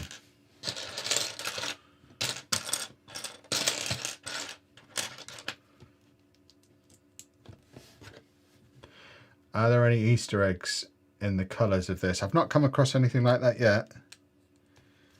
That's not to say there won't be. That I tried to avoid any spoilers on sets. But I've not watched any reviews. I don't know what the general consensus is on this set. I don't know if people are liking it or not. I'm enjoying it so far. And it's one of those sets where even if it was a build I didn't particularly enjoy, like if there's nothing really interesting going on, I'm still coming out the other side of it with a scale size World Cup that I can wave around in Football Manager videos forever. So it's a set I'm going to get a lot of value out of, even if the rest of the world decides they don't really like it. But like I say, I try and steer clear of that, because then I can discover it for myself. It's part of the fun. I follow 2 of your channels. I love your vacation videos and Lego videos. Lovely, lovely, lovely. Thank you very much.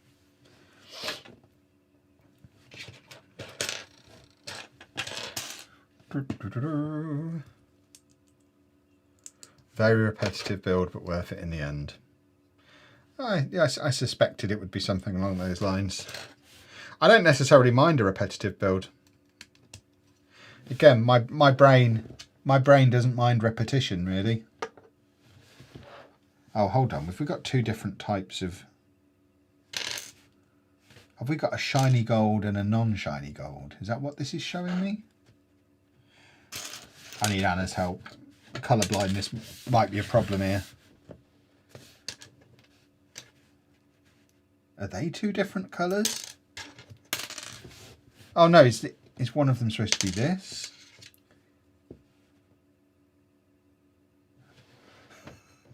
I haven't got a clue.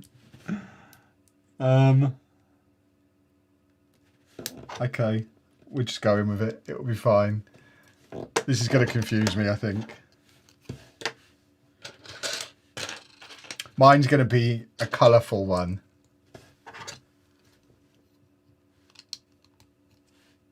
My World Cup's going to have personality.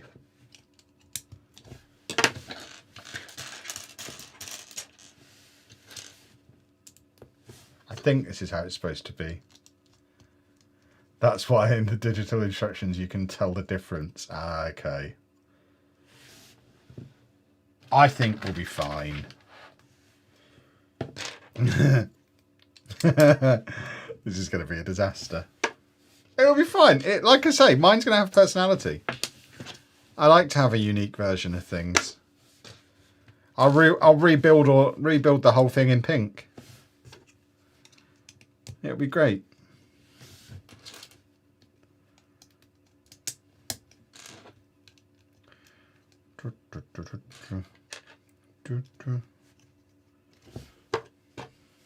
Alright. Yeah, I don't think I was prepared for 2 different shades of gold. That's ridiculous. Because it's, when you look at the image on the box, it's not all shiny. So I think we do have some shiny and some non-shiny bits. Are there any Gringotts banks in stock still in the UK? Yeah, you can literally walk into the Lego store and buy it in the UK. I think it's on back order for a month again on the website. It did come back in on the website briefly, but then everyone bought it again and it went back on back order. But the last couple of Lego stores I've been in, it's been there, just sat on the shelves, multiple copies of. So yeah, it's not proving as difficult to get hold of here as it is in the US. I know there's been a lot of stock problems with it in the US. Right, so this goes under there. Yeah. And then same again on the other side. On the other side. Okay. Galactic Gaz, thank you very much for the super chat. Do I plan to get the new Zelda set? No, I'm not really a Zelda fan, which always confuses people because, especially if people know I'm a big Nintendo fan. But I confess I have never finished a Zelda game.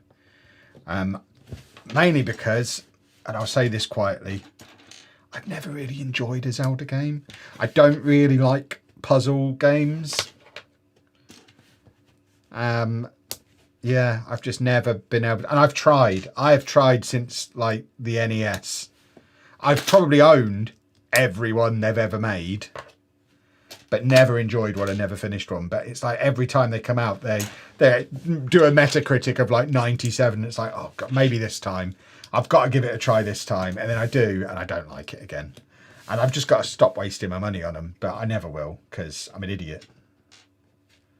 But yeah, Zelda's not my thing.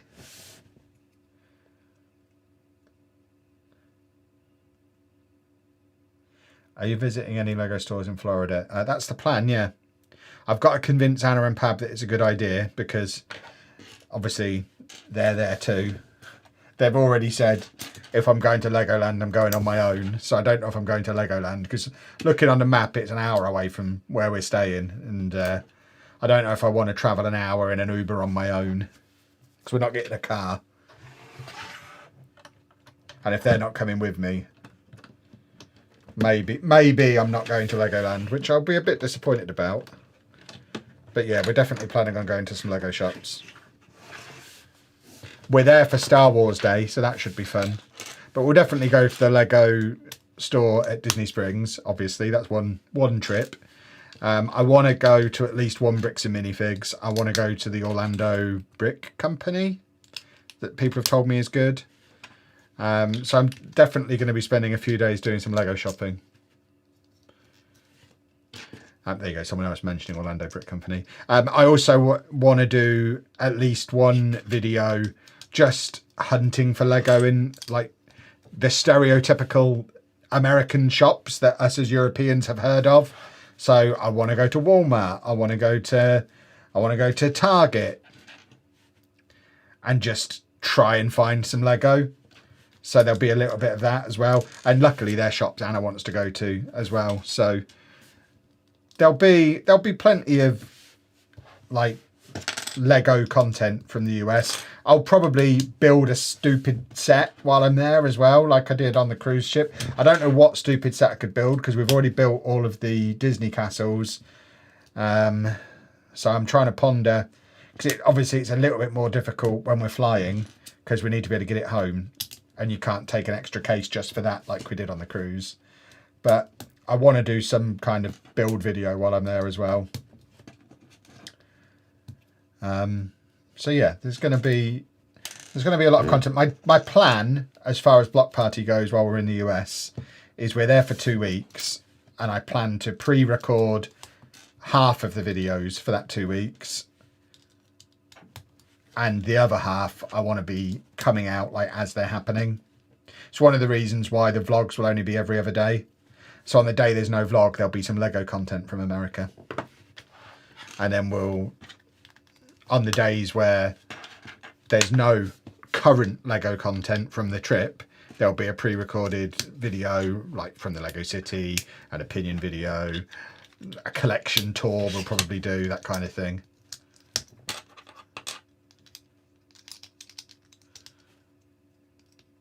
If you build it, how will you get it home?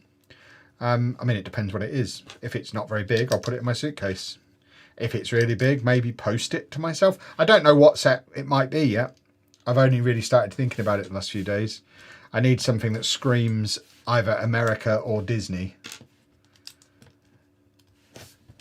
So I might just... Part of me is like, just get the Statue of Liberty. It retires this year. It's not very big. But then we're not going to New York, so it's a bit of a weird one. But then when most of our audience is in Europe, will they care? But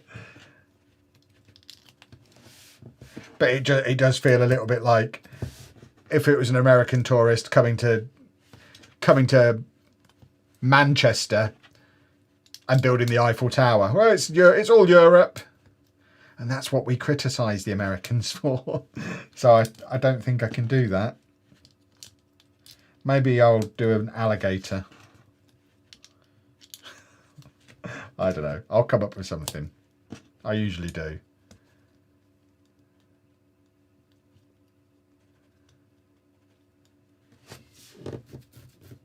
Am I going to national brick events in Gillingham? No, I don't go to the ones miles away from me. We only really travel an hour from our house. So we're pretty exclusively Midlands for the touring events, because as much as I love them, they are the same everywhere you go pretty much. So I don't need to travel all the way to Gillingham when I went to the one in Nottingham last weekend. And I'll be going to the one in, I think they've got a Coventry one coming up fairly soon. Get an iconic theme park ride in Lego Despicable Me, Jaws, maybe. Maybe you and Anna could build Mickey a mini set you got her. Maybe, but that's hers. Could you buy Lego and then trade it in, potentially? Yeah. Or just buy it and post it home. Or, and this one is arguably the most controversial, could just buy it, build it and leave it there. And it's like, it's just a business expense for a video. Is that hugely different from buying a theme park ticket to make a video from in the theme park? It feels different, but price-wise, it's not really any different.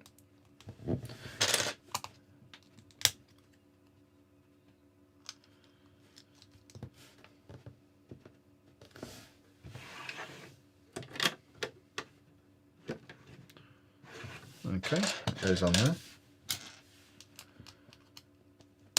What rank on your list is Home Alone? I mean, it's been in pieces under the Lego City for the last year. I'm not desperate to rebuild it. It's fine, but as I think it's one of those where if you've seen the film, you'll probably benefit from the set a lot more. Because I don't get any of the references. I mean, it's fine. It was a fun build, but it's not something that I really, really treasure. You could build the Ford Model T whilst in the USA. Yeah, maybe.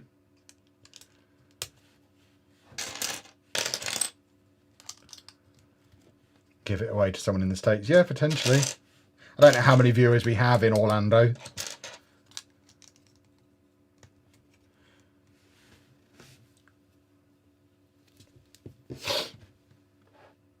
Could leave it there and put out clues for people to find it. Yeah, exactly. There is fun stuff we could do along those lines.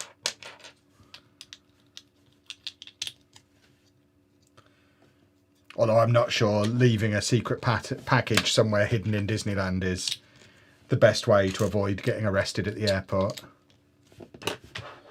So maybe not.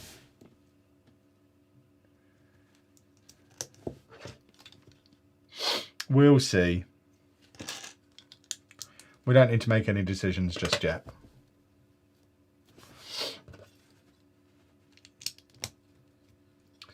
When are we heading up to Scotland? Friday.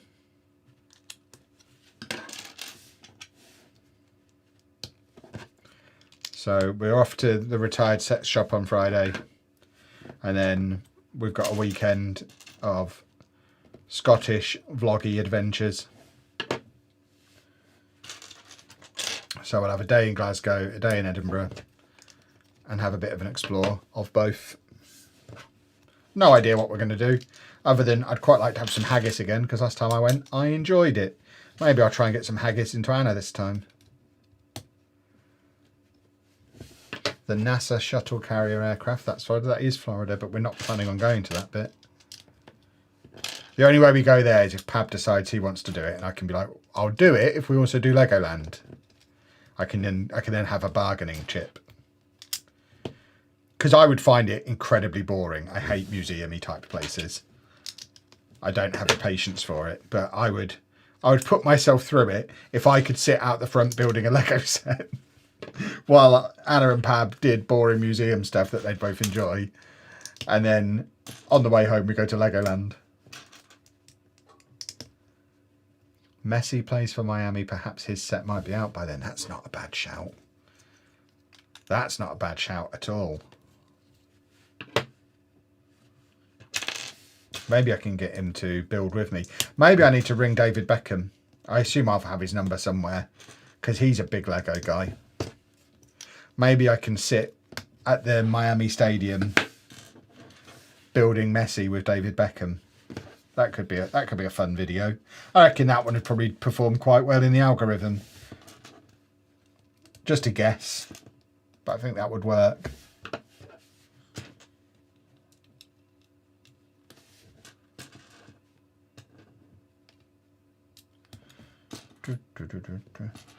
Just go and sit on a bench during a stream. Give clues over time. The first person to show up gets the set. I genuinely don't think anyone would show up during the set length of a normal stream. I think you might be overestimating our reach somewhat. We've got, what, 400 people watching? I would say it's pretty unlikely any of the 400 people currently watching are within an hour's drive of a random bench in Orlando. That seems unlikely that there'd be someone that geographically nailed on. And even if one of you is, would you go? Or would be like, I'm not that bothered. I won't. I'll let someone else have it. So you got to find someone who's in the right place, who is also up for a bit of an adventure and a silly time, knowing they're going to feature in a live stream.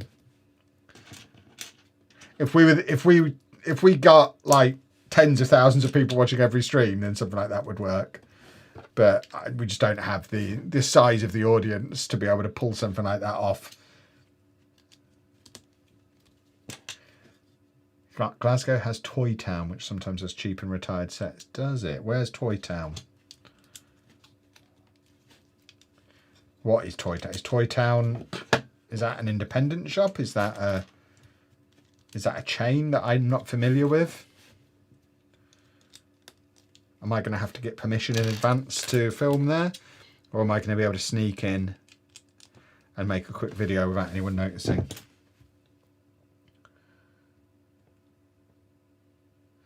Drop the set off at a bricks and minifig store, get some money back, or donate it. Yeah, that might work. I mean, again, it depends what the set is. I haven't even got a set in mind yet.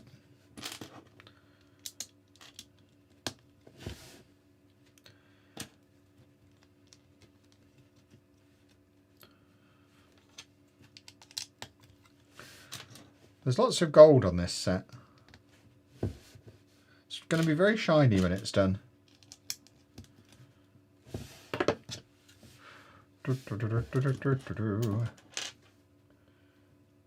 I have a toy town where I live that sells retired Lego. It's a branch of a toy shop, but more independent style than the Entertainer. Okay. The problem with chains is you sometimes don't have someone who can make a decision in the store. If it's an independent store, I can usually turn up and ask if it's okay to film. If I'm nearby anyway, or if I'm making a special trip, just send them an Instagram DM or fire a quick email, and they're like, yeah, no problems. Once it becomes a chain, you have to start going through head office, and then they start wanting to know the ins and outs of what you're planning on doing and why you're planning on doing it. And it's like, oh, you know what? I won't bother. Thanks, though. It starts to become a whole thing, and I don't want a whole thing.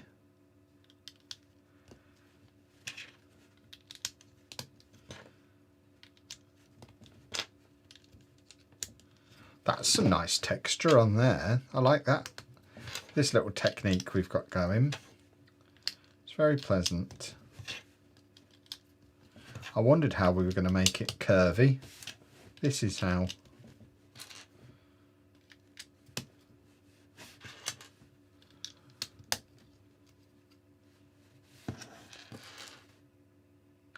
Are you getting the Teenage Mutant Ninja Turtles brickheads in April?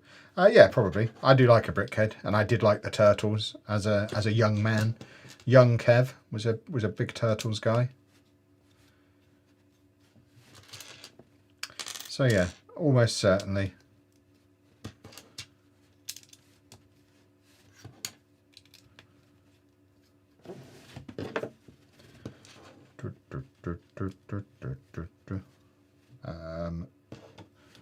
There we go. You go there, and then yoink and yoink. Then that goes there. Okay, this is quite clever. I'll show you these when I've done this section. But it's layered up quite a thick. I mean, you can see how thick the quantity of stuff going on here is, but the overall effect is going to be pretty cool. I mean, not much in the way of studs showing.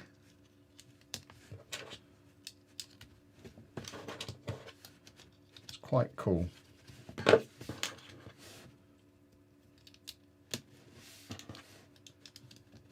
What Lego sets of Ronaldo and Messi will we getting? Meso. There you go. Look how thick that is. Nothing's officially announced yet, but there's a few. But because they're not officially announced, I'm not a naughty boy and won't talk about them. I just can mention in passing that they're coming and expect announcements fairly soon, I guess. But there's images of the minifigures that have leaked on Reddit already.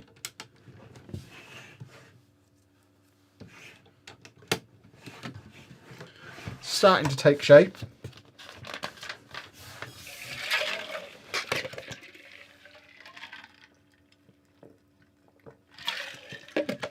Glasgow also has a Hamleys. Interesting. Because Hamleys actually follow me on Instagram now, or follow us on Instagram. And we DM'd a little bit with Hamleys. Which is baffling, because I'm always horrible about them when I include them in videos. My party line has always been, it's great to come and have a look, but don't buy anything from them because they're so expensive. But they invited us to a press event while we were away on the cruise, and we couldn't go because obviously we were on the cruise. But we're on Hamleys' radar. Maybe they're trying to butter me up, so I stopped being horrible about them. Which is the right way to do it. Everyone knows Kev's a shill. How far am I into reading Lord of the Rings? Not very far. I'm really struggling with it. It's just pretty boring. I've nearly finished The Hobbit. I'm definitely going to finish The Hobbit and start the first adult book. But The Hobbit is just really boring. but I guess I need to read it to know where I'm at for the proper book or books. But I'll keep plugging away at it. I want to be able to build Rivendell, so it's my only way. I'm not going to watch the films. I've tried that before. They were even more boring. So Hamleys might be a good look, but they changed their Lego section up and obliterated any reason to go. No, that's not good.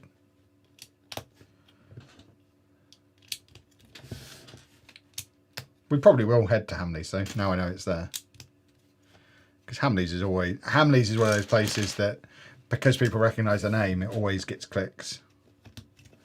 Especially a different Hamleys. I didn't realise there were branches of Hamleys. I thought that was just a London thing. I didn't realise there were Hamleys is around. I say that I've seen them in airports, and there's one at St Pancras Station. So I should know really that it's not just the big shop. But in my head, it's always just been that big shop on Regent Street. Oh, crumbs.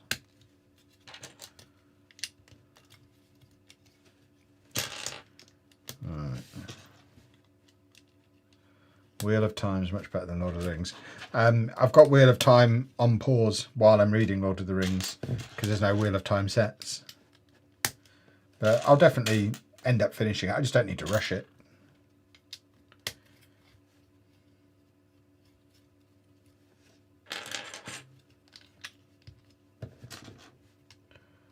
The Hobbit is boring. The other 3 books are great. Well, fingers crossed. Once I finish the slog that is The Hobbit, hopefully it picks up from there.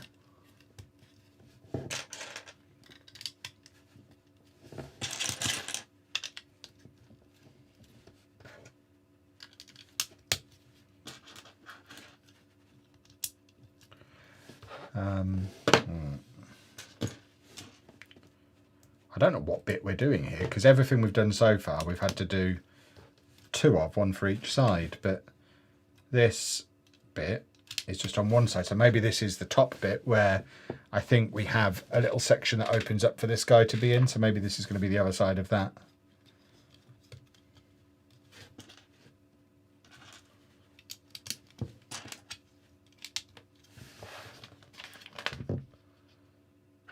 St Enoch, where Hamleys is like a 10-minute walk away from the official Lego store. Nice.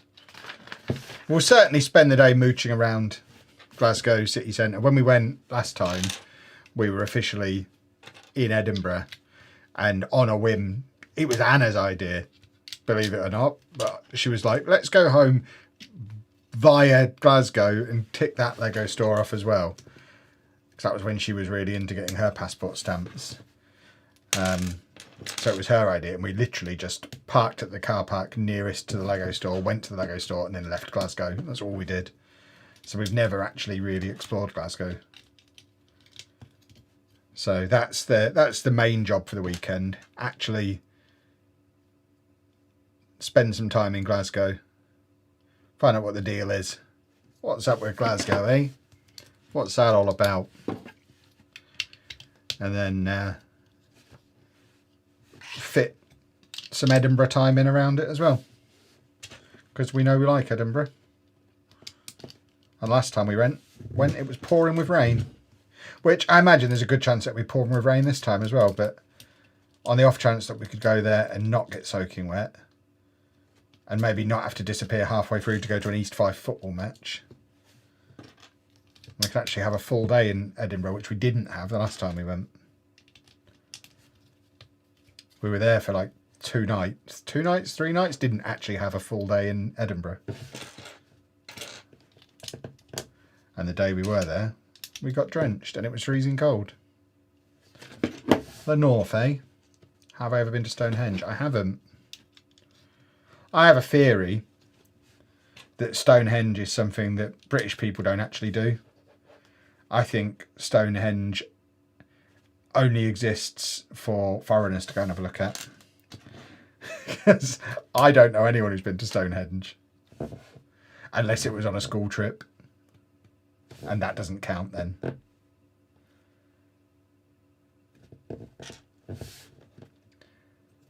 How do you get a Lego passport? Just ask them for it in the shop. They're free. Just ask them. They'll give you it.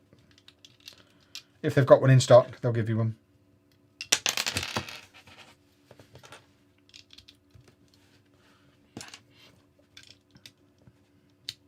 Loads of Americans were there.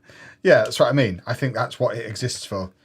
I think the tourist board put it together in the 60s gives the Americans somewhere to go and have a look at when they're here. That's my Stonehenge theory.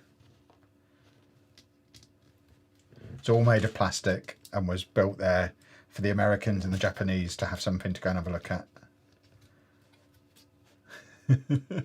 Gets them out of central London for the day.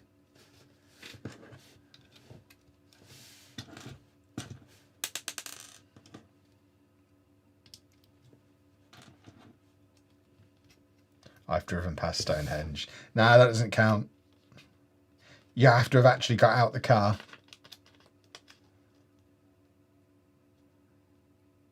And I don't believe any of you have.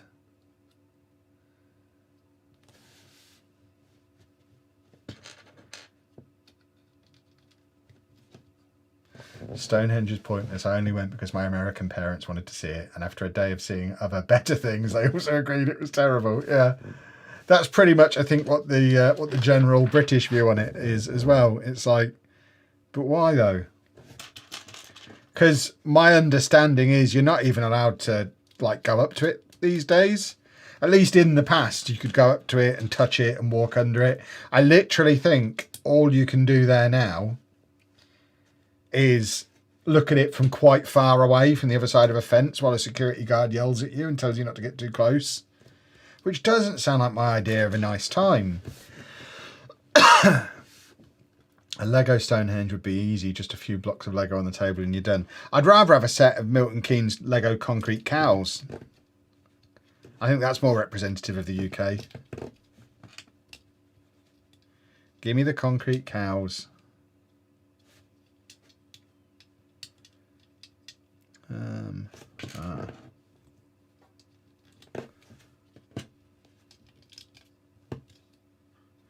There.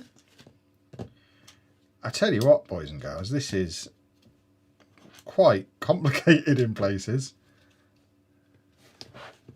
Having to keep track, because everything's the same colour. Is this what building those big Star Wars sets is like, with it all being grey? Do you just lose track of which grey brick you've just placed? Imagine doing this with old school Lego, where it didn't put the little outline around which bits were the new bricks.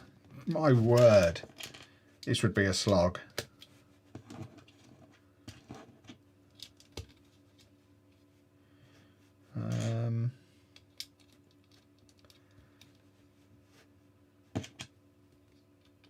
That goes there, that goes there.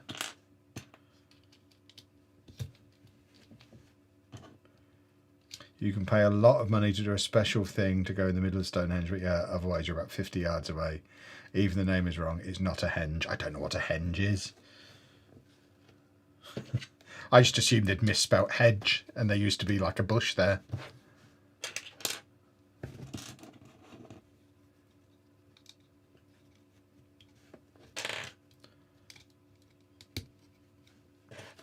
Oh, Wetherspoons is more of a landmark than Stonehenge, yeah.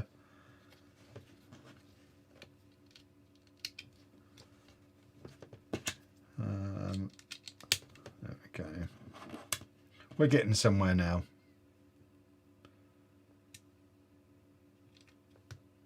Yes, that goes there. 2 hours since 7 PM UK time. I'm going to use my maths A level and surmise that that means it's now 9 PM UK time. I haven't checked, but I can do maths. This is going this side.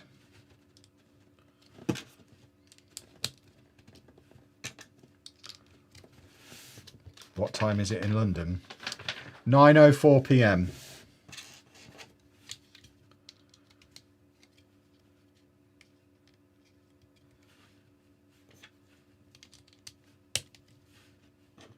What's a phone box?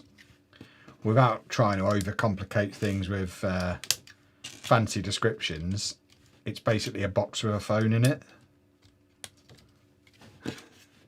Did that help? Right, so this goes here. Okay, look, we've got one complete-ish side. Got a bit missing down there.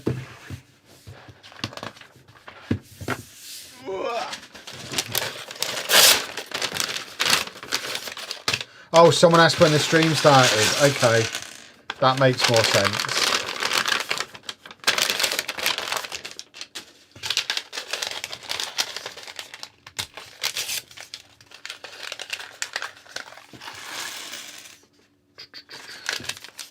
So now I think we're doing the same thing, but opposite way round for the other side, because these look like the same bricks.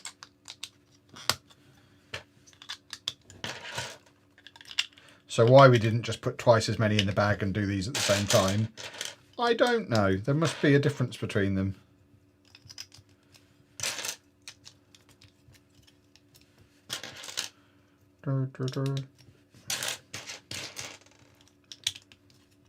With no phone in it. They do sometimes have phones in still. We went to one deepest, darkest Lincolnshire. I mean, to be fair, it was like 5 or 6 years ago now, but I remember doing it on a video, on a vlog, where we went with a couple of the kids, and there was an actual working phone box, and it blew their mind because I took the number from it and walked off down the street while they were still stood next to it looking at it, and rang it from down the street. And they were so confused. The phone's ringing, what do we do? Answer it. Oh, it's you. But yeah, I don't think there's many of them that still have a phone in now. They're usually defibrillators and advertisements for ladies of the night.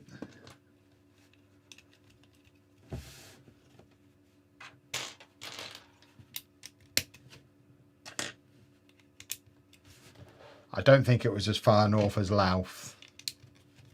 I've never ventured into the swamplands of Lincolnshire. I mean, I did grow up in Lincolnshire. I'm allowed to refer to parts of it as a swamp. But I was the very southernmost tip of Lincolnshire.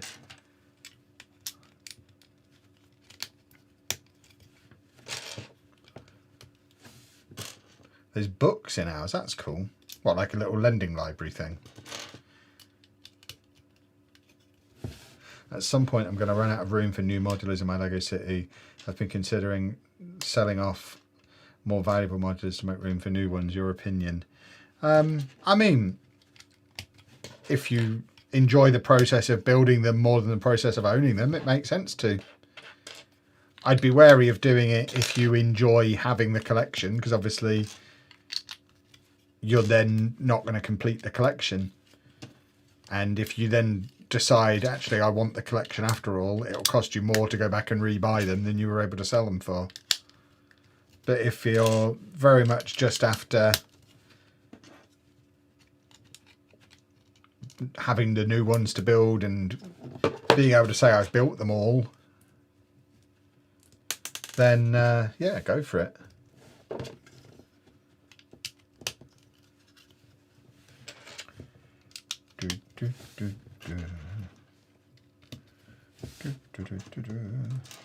And you go there. How much is that doggy in the window?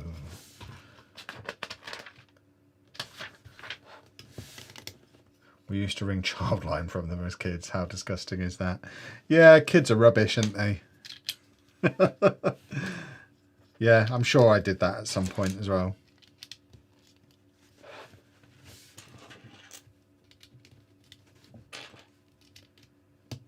Oh, hold on. What have I done wrong there? Missed a piece. There we go. My opinion is just take the ones you don't like out of the city unless you find a bigger space. Yeah, I guess that makes a lot of sense. Yeah, if there's stuff you don't like, then yeah, definitely get them gone. But I'd be wary of selling stuff you really enjoy owning just because it's valuable. because who's to say you'll enjoy, who's to say you'll get the same enjoyment out of whatever you replace them with?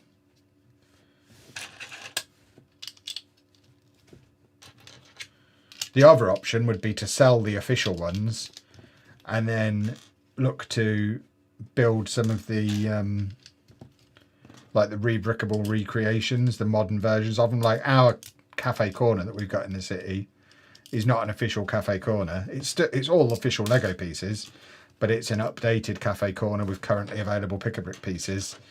There's a video about it on the channel. It cost me like 200 quid to do a version of cafe corner that looks like cafe corner, but is not cafe corner. And there are versions of that like that of all the older modulars.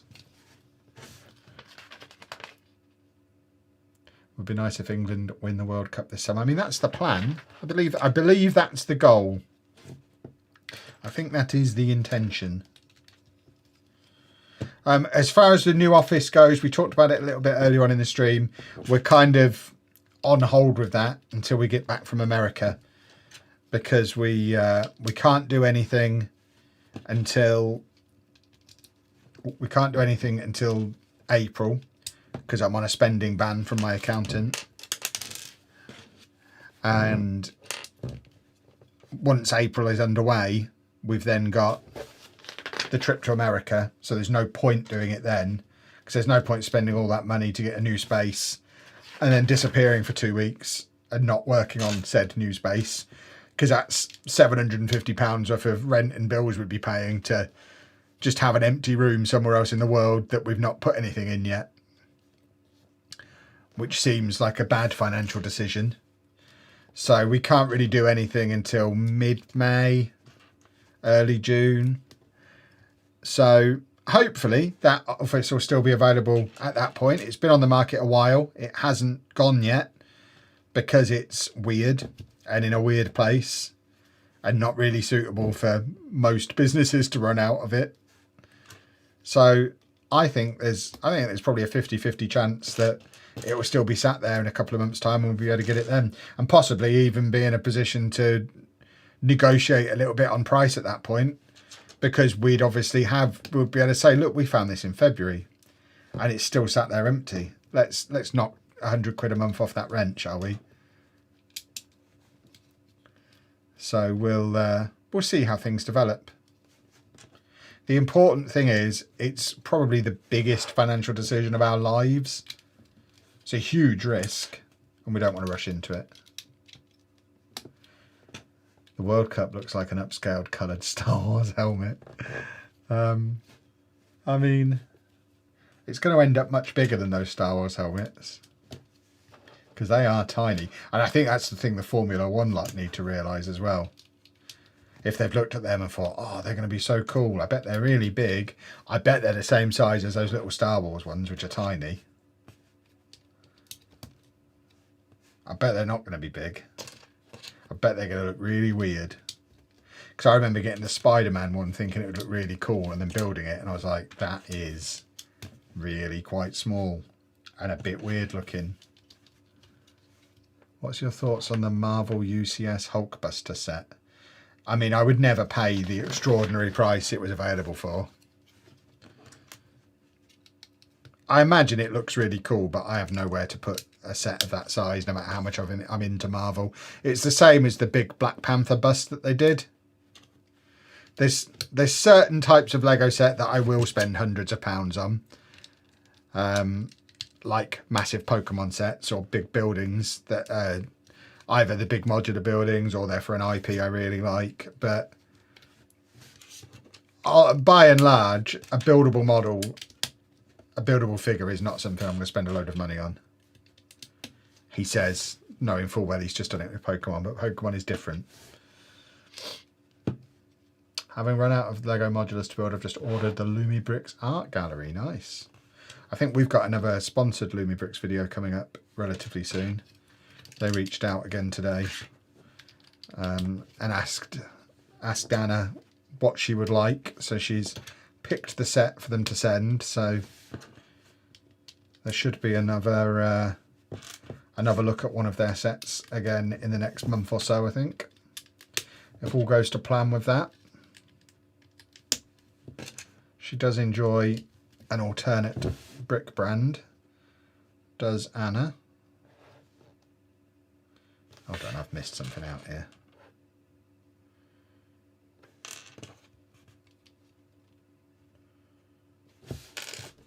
I've missed something. So that goes there. I've got multiple pieces that I don't think I should have. When you have 3 of the same piece left over, it does encourage questioning. Yeah, I've done something wrong here. This is not the recommended way to remove stuff from a Lego set. You should have appropriate tools, and that is not one.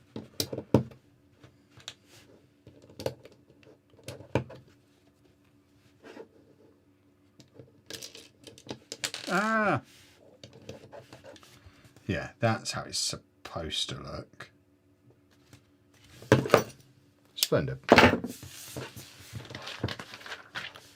And then this goes on there. Lovely, lovely, lovely.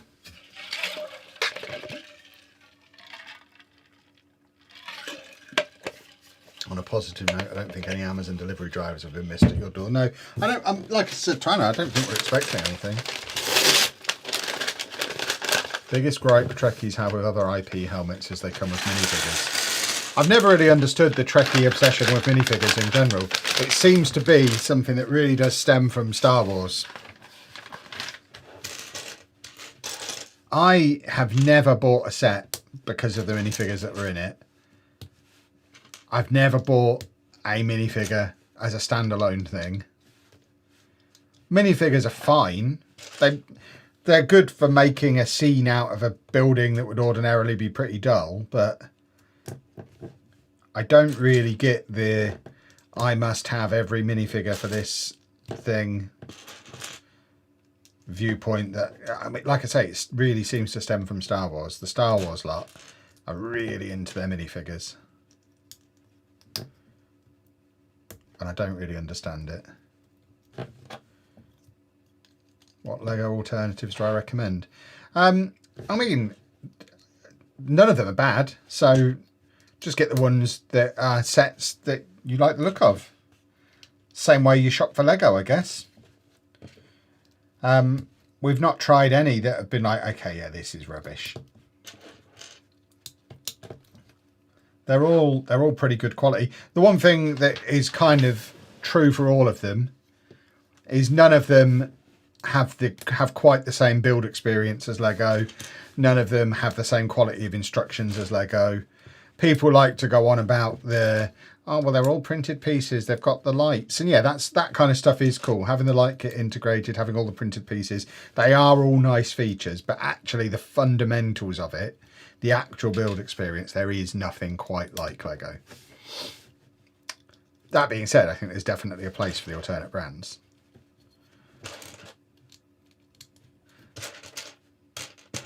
And I think it is important to highlight that a lot of them are not that much cheaper than Lego either. Like a Lumibricks modular building, you're probably spending like 160, 170 pounds on. Yes, they're all going to be printed bricks, but so is a Lego modular building. Yes, you get the light kit included, but I'm not really into light kits. So for me, they're basically the same price, or maybe a little bit cheaper. So that doesn't stop us from having them and enjoying them. Anna's bought multiple, in addition to the ones she's been sent for review. She's bought a lot of them as well. But yeah, I'm not massively, I don't go giddy over them the way some people do just to be anti-Lego. But I also have nothing against them and think they definitely have a place as well. It's a long-winded answer, wasn't it? Oh, I said a lot of words there. Oh! I've just put everything in the wrong place on here. Where on your rank does Home Alone go? I feel like you already asked that before, and I already answered it before. So maybe you should go back and watch earlier when I answered it the last time you asked, because whoever asked it earlier, they asked it in exactly the same way. So I have already answered it, like probably an hour ago now. Hello, onion lovers. I mean, we are, but don't get called it very often. Did you manage to get a frigate Fortuna, or is that not your thing? Can both of those be true? I have one on pre-order at the moment. I'll probably cancel it because it's not really my thing. I just don't have anywhere to put it more than anything. I do like the idea one day of having a massive pirate display, but it's well down my list of things that I would want to do. Like, it's below Wild West, it's below space. So I'm not in a mega rush to get a load of ships. I've got more ships than I ever thought I would have anyway. As someone who's really not bothered about ships, I don't quite know how I've ended up owning so many ships.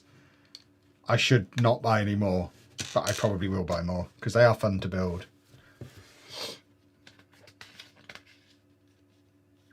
To me, it's all about the clutch power of Lego. Some of the other sets that are not Lego tend to fall apart quite easily. I've found almost the reverse is true. Some of the other sets, you really, really have to force them to get together.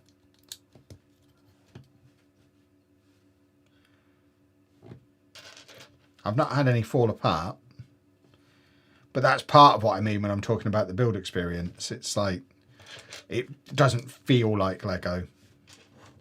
Like, the quality is fine, but it doesn't feel like Lego. And you sometimes get, Mega were particularly guilty of this, because I've got built quite a lot of Pokemon Mega. Sometimes it feels a little bit lazy, where rather than coming up with a solution with the bricks that already exist, they've clearly invented an entirely new type of brick that is just a weird brick that's not like nothing Lego has ever done, and it doesn't really logically seem to have a place anywhere other than the one place they've used it. And it's like there were probably proper brick solutions to what you've done there, and it's a bit weird, and I didn't like that. Where did I buy my Mega building bricks from? Amazon, Smith's, just places where you buy bricks from. Toy shops and Amazon. Where does this piece go? Oh, there. Okay. I couldn't work out where this piece went. And then, yeah, like that. Okay. Okay. Am I going to get the Ferrari helmets? I am not. No, I don't have any interest in F1. And they're very expensive. People seem to be really interested in them, which it does baffle me how big F1 is these days. Because I used to watch it in the 90s. It would always be on a Sunday afternoon, so I'm aware of what went on in the 90s.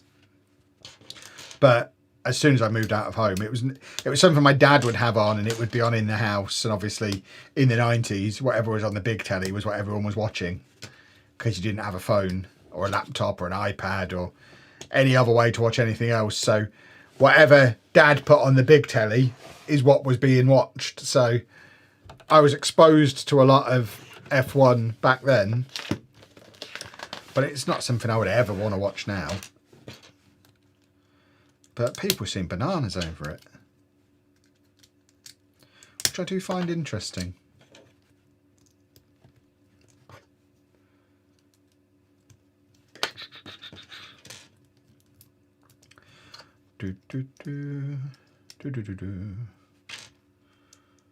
Those helmets are cool, but I'm not paying $90 for them. Yeah, they do seem expensive.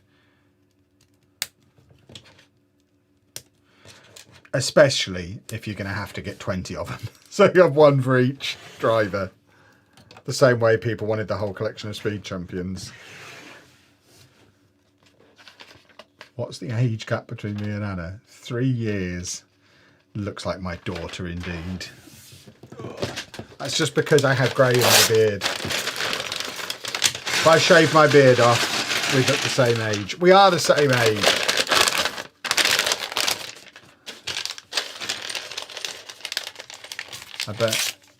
I bet you would have a go at F1 if given the chance. Oh God, no. No, no, no, no, no. It seems far too dangerous.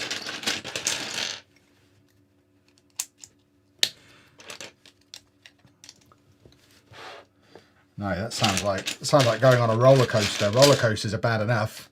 The only way I can imagine a roller coaster being any worse is if I was driving it. No, definitely not.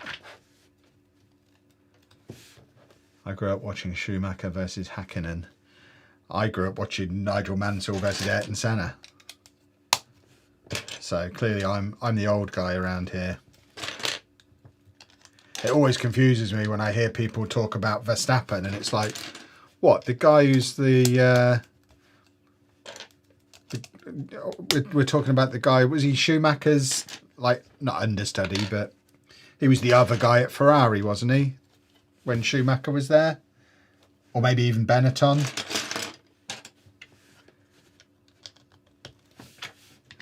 Jos Verstappen, I remember him. I don't know who this new guy is that people talk about.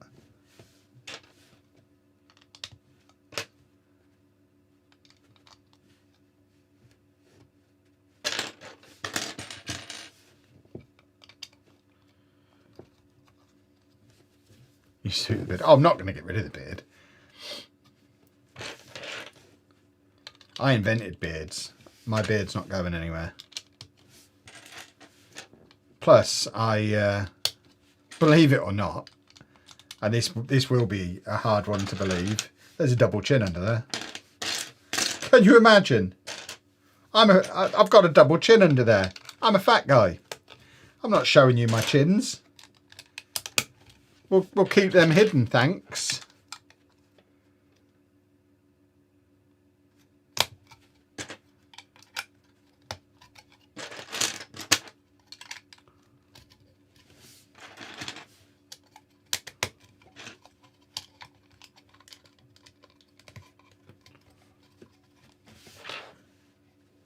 Yeah, I remember Damon Hill and Michael Schumacher cheating to win the World Championship against him. Deliberately crashing the car into him. I remember that being a big thing. I have got the football as well, yes. If I don't get this finished tonight, which, looking at the time and how many bags we've got left, we might not get this finished tonight. So if I don't get this finished tonight, the plan would be finish it off on Monday night and then do the football as well on Monday. Because I'll probably have time to do that and have a bit of time to spare. So we'll probably go through maybe another half hour or so. We'll see where we are in half hour. If I've got like one bag left in half an hour, then we'll finish this tonight. But we've got quite a lot left in that box currently. So we might finish it off on Monday with the football.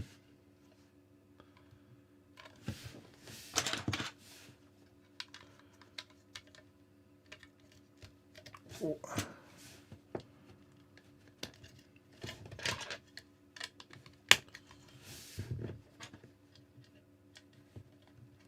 Will I be at the Whiz Beach Brick Show tomorrow? I will not, no. I was not aware such a thing existed. Is the Whiz Beach Brick Show something I should travel over an hour to get to?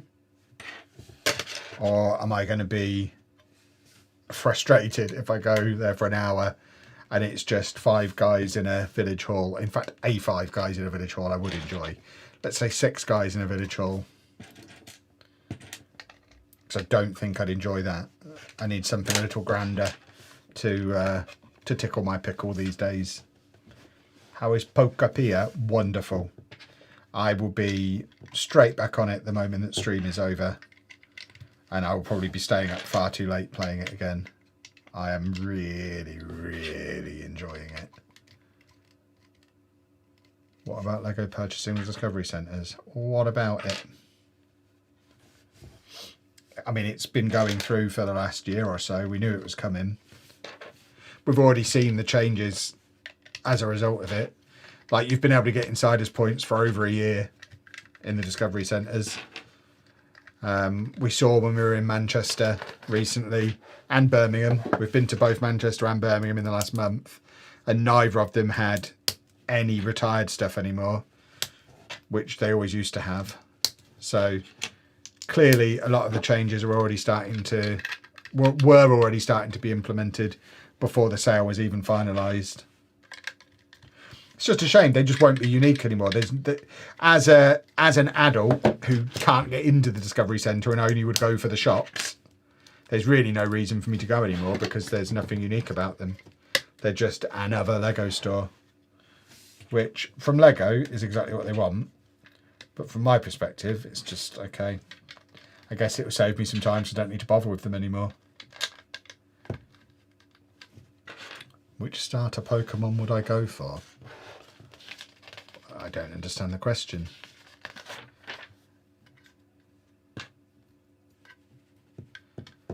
There's been many options across many games. If we're talking specifically about Pocketopia, there isn't the concept of starter Pokemon in that. It's a completely different type of Pokemon game. Just curious, will you be going to the Lego Brick Festival that's generally nationwide? I'm not sure what you mean. What, the ones that tour the country? Brick festivals? I go to lots of brick festivals.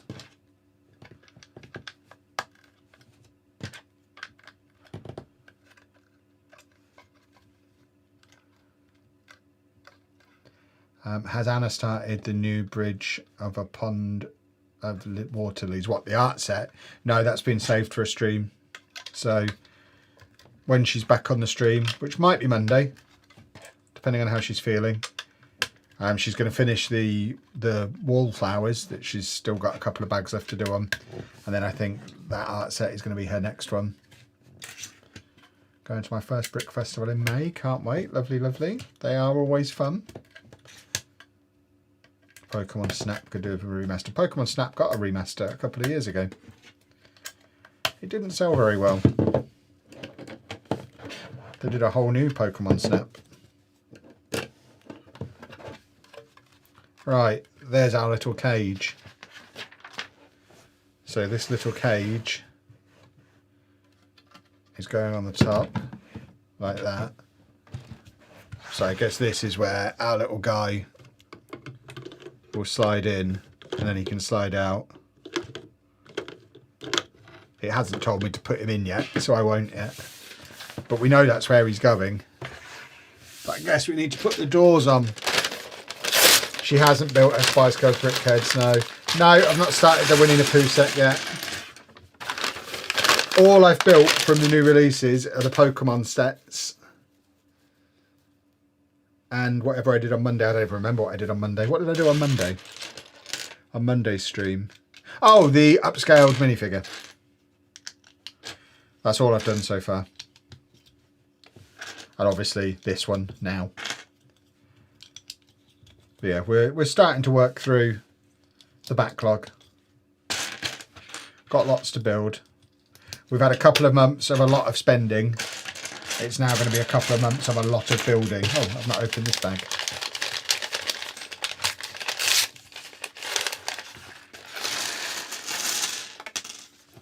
The coolest thing about this set is the size of it.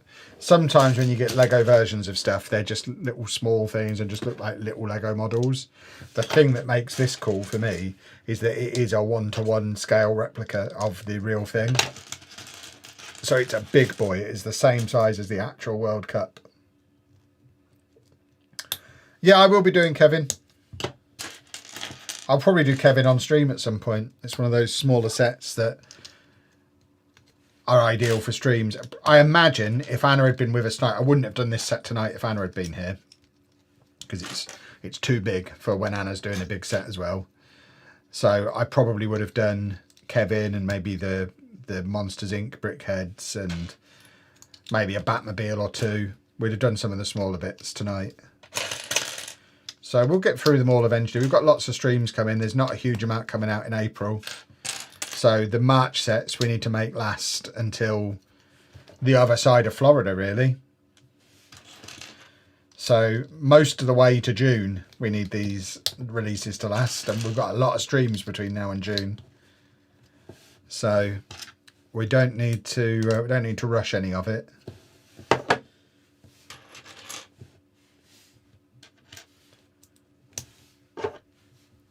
The Pooh set is one on my list, but I'm not buying him right away. But that giant spaceman I'm buying as soon as I have the money. The giant spaceman is cool. I've got a video about the upscale minifigures that's going to come out on Sunday. I've got a shelf that I'm going to put up, which is behind me. And we're going to do a display of the full collection of them and have a little chat about the collection. Again, experimenting with a kind of video we've never done before. We're always experimenting with new stuff around here. Can't help myself. Got to keep trying something new.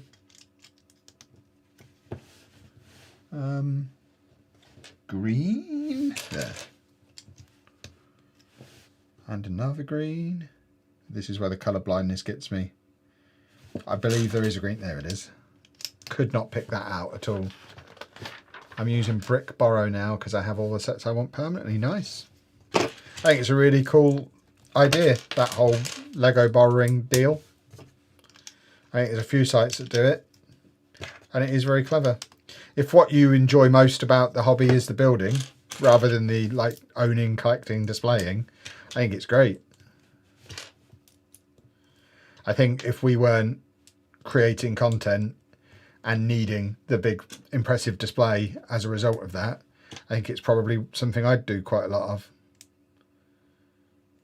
Because I suspect I would enjoy it. Right, okay, so we need to do 4 of those. The guy wouldn't let me get the gift with purchase for the World Cup as I had to buy 1 more set. That's a bit harsh. Because I think it was $159.99, wasn't it? And the gift with purchase was for $160. I think I'd have got away with that in my Lego store.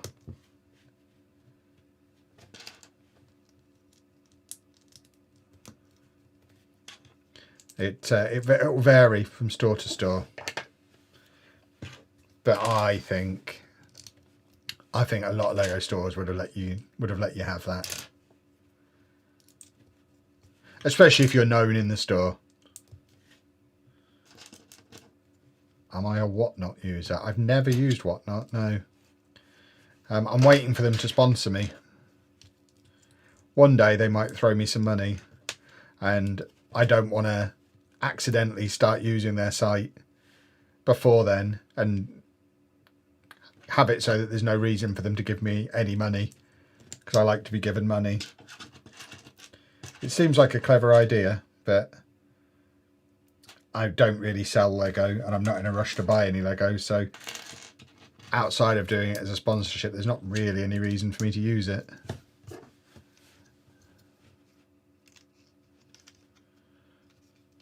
Right, plop those bits on there. 1p off a gift for purchase as well, it is, isn't it? Do I expect Rivendell to retire this year? No, it's not on the list currently. I've got a video coming out tomorrow that has the full list, and that was not on it. Obviously, as ever, subject to change, it could be added, but I think it's unlikely.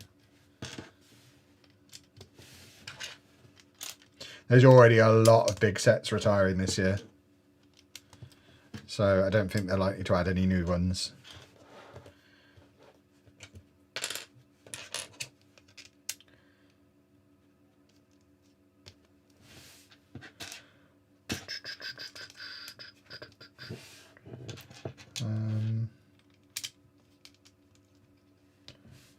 Yeah.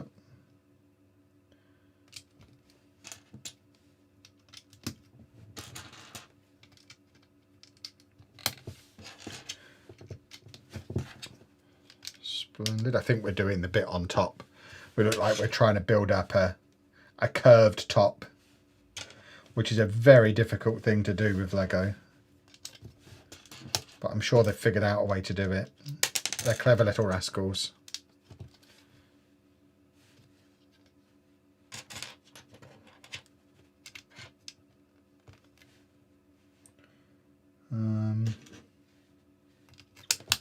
Green, green,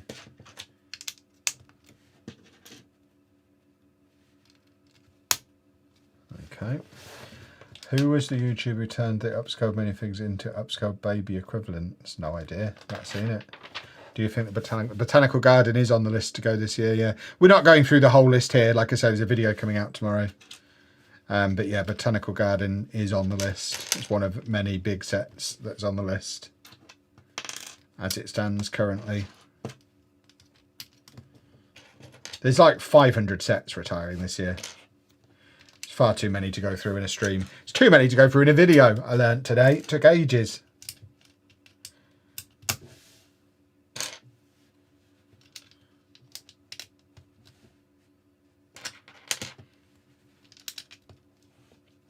Have I ever submitted an ideas set? No, that's not how my brain works.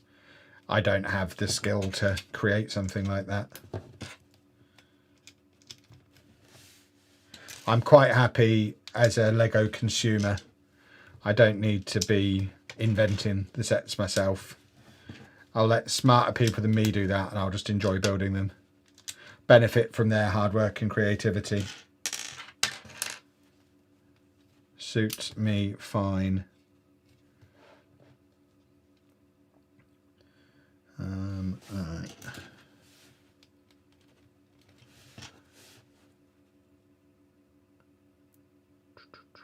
What was the Lego set that brought you that got you really into Lego? I mean, I had Lego as a kid, so there was lots. I was always into Lego. Had a long time where I couldn't afford it, didn't have anywhere to put it in the house. So I think what started the process of getting me back into Lego was when we went to Disneyland like 5 or 6 years ago. It probably wasn't that long. Whenever the NES set came out, I remember, because we would always go to the Lego stores, like we've got our Christmas trees covered in minifigures. There'd always be bits of Lego around the place. If we ever went anywhere that had a Lego store, we'd always go to it and have a look. And I'd be like, oh, I wish I could get some. I really want some Lego. And like I'd buy a couple of minifigures or a really small set. But we went to Disneyland and went to the Lego store there, and I saw the NES. I was like, yeah, I need to have that. And it bubbled around in my brain for ages. And then Anna got a set for Christmas, or bought a set with her Christmas money, one of the Botanicals, which I walked into the living room, she was building it, and it was like, well, it's just been made okay to have Lego in the house. So the very next day we were in B&M, and I got the piranha plant and made a TikTok about it. Before we even had Block Party, it was on my personal TikTok. And then within a few days of that, I'd placed a massive order online for a Disney castle for Anna and an Avengers tower for me, and we were away. It was like, yeah, you literally have opened the floodgate there, you silly goose. What have you done? But yeah, it was a combination of various Mario things for me. Namely, that piranha plant and... what have I done here? I've missed a piece. Yeah, the piranha plant, and then the NES, and the piranha plant, and then the Avengers tower. And then we just didn't look back. We started Block Party and went bananas, and we've been bananas ever since.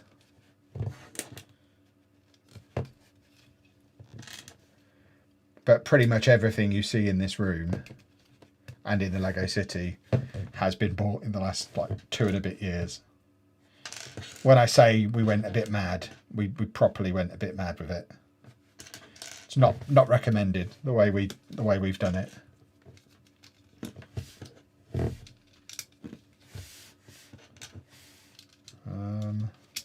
We've got some very shiny pieces going on the top here now. These are even shinier.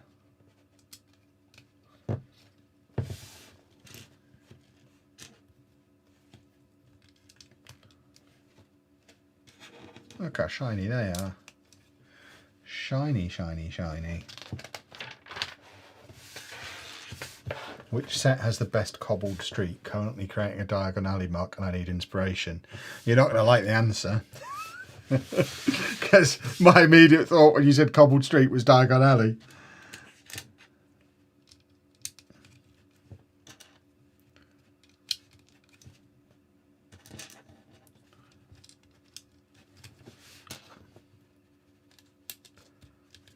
It's the giraffe. That was around that same time we went to, because again, people had been messaging me the moment they announced the giraffe. Kev, there's a Lego giraffe coming. They're like, I'm not allowed Lego. But then again, once that floodgate was opened, we were in Milton Keynes that weekend and went in the Lego store, and I bought the giraffe. That was the first, on this leg of the Lego journey, that was the first set I bought in person at the Lego store, was the Giraffe 3-in-1 set, which again got built in no time. Like, no messing around, get it home, get it built. Lovely old stuff.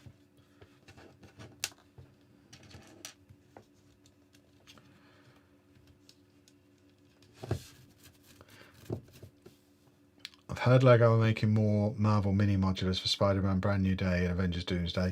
Yeah, I think there's more on the way. I think they've gone down really well. It's a really cool thing. I like them. I think they're really good play sets.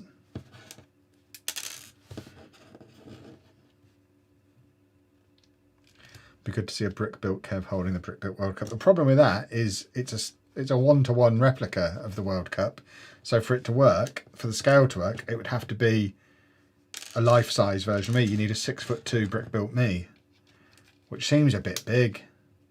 I mean, it's a bit big for human me. It's definitely a bit big for Lego me.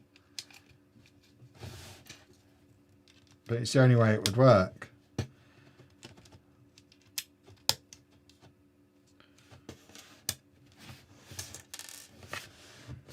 I thought this was going on the top, but it's not. This is one of the sides. Where do those bits go? I've got multiple shiny pieces here that I don't seem to be adding on. Oh, is that looks like a continent of some kind. Is that Africa? It could be South America. It could be Africa. I don't know. They're both basically the same shape, as we all know. Oh, crumbs. That nearly exploded this bit in here. There we go.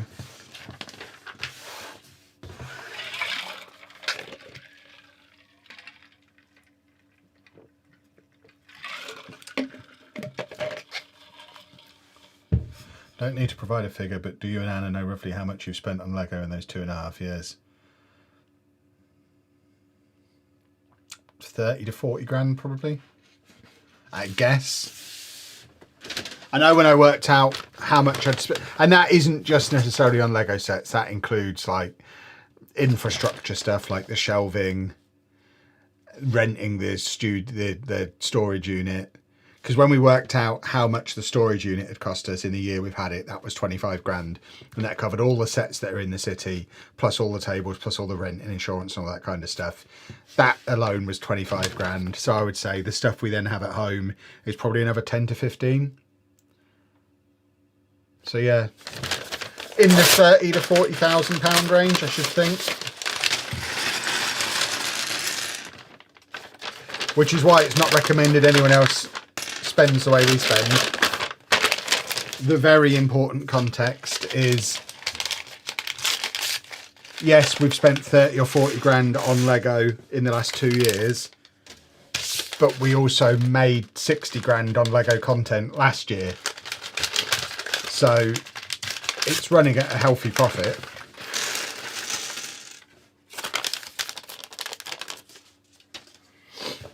I don't mind talking numbers. If I know the numbers, I'm usually pretty happy to share the numbers. Sometimes I just don't know them. Question, how many bags are in the World Cup? It's like another 5 left in there. So this, I guess, 20.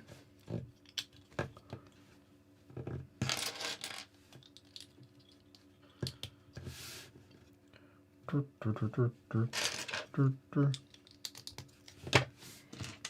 yeah, I made a video recently talking about content creation, which talked about some of the numbers in both directions.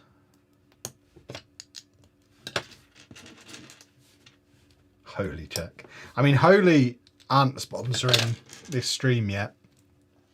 I think they are coming on board, but at the moment I would rather people hold fire if they only watch Block Party. If they only watch Block Party, give it a few weeks and buy your Holy when we have a block party code. Obviously, if you watch the Lelujo streams as well, feel free to fill your boots with a Holy order using that code. But yeah, we want to make sure that stuff gets tracked properly. So if you are primarily a block party viewer, watch this space. There will be a code coming soon for Holy.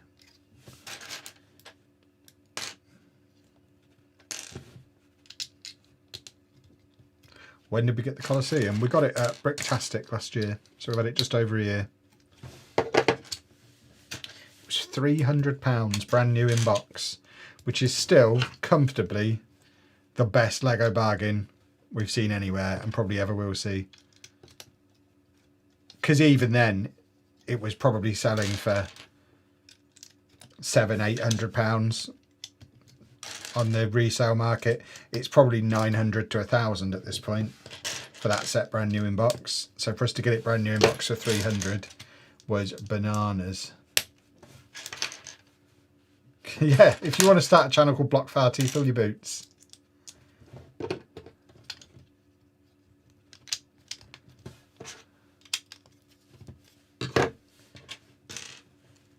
You know what I'm like, boys and girls. There'll be spin-off channels eventually. Block Farty will be in the name of our very specialist OnlyFans we do at some point.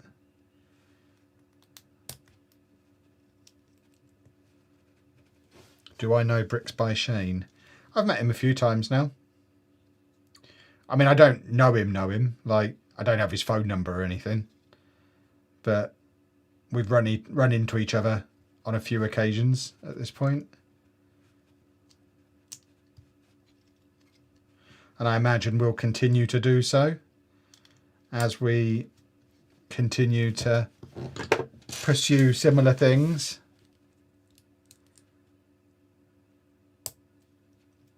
Do you know how much Mr. Infantino is making from this collaboration? Probably the same as he makes from most collaborations. I don't know if he personally is making anything. I don't know how it works.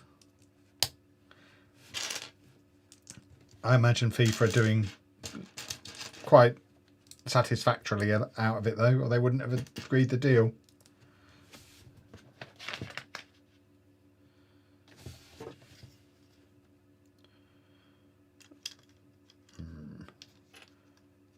Will there ever be a Lego cricket set?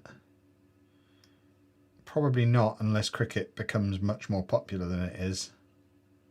Or Lego becomes much more popular in places where cricket is popular. Like if Lego had a huge Asian or Australian boom, then I guess there'd be a chance. But I suspect not. It's not... I would say you're more likely to start seeing NFL stuff before cricket. And they've not managed to make the biggest sport in the world work yet. If they manage to get football working, then maybe some other sports. But this is like the third try now at football.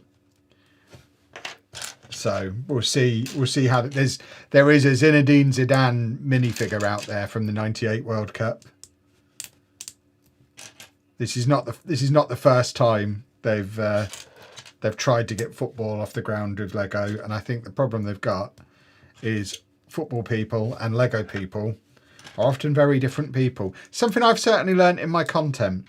There's not as much crossover between the channels as I initially thought there would be, which is probably for the best, because it means I can offend one group and not have to worry about it drifting over to the other group if I ever want to be really offensive and awful. I know you want a buy and ban, but are there any sets you're excited to get in April? I'm only on a buy and ban until April. It's literally because my accountant's worried that we're going to post a loss for the year. Or not a loss, but not enough profit. And if our profit drops too far from one year to the next, it might raise some questions at HMRC that we don't really want to get involved in, because that sounds like a lot of hassle. So yeah, he's like, look, I know generally at this time of year you would look to spend any money that's left over to minimise the tax bill. Well, what I'm telling you is, you've been doing it all year. You don't need, it was basically, you don't need to do that this year. Chill out a bit. Just hold on. I was like, okay. So like, we could buy a couple of Lego sets if we want to. What we can't do is commit £10,000 to a new office this month. Which is fair enough, I guess.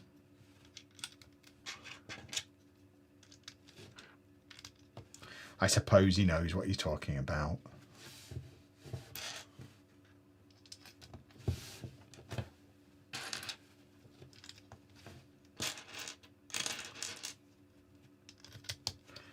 Alright. Only time we like to see a Blackbird manager lift the World Cup. Exactly.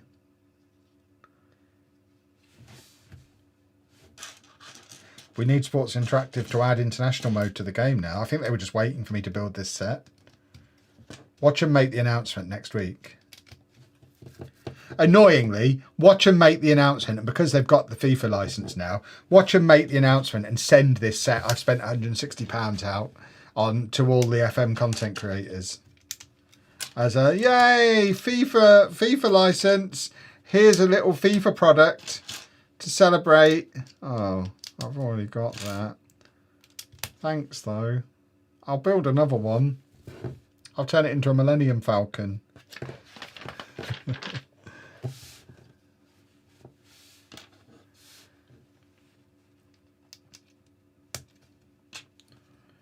Right.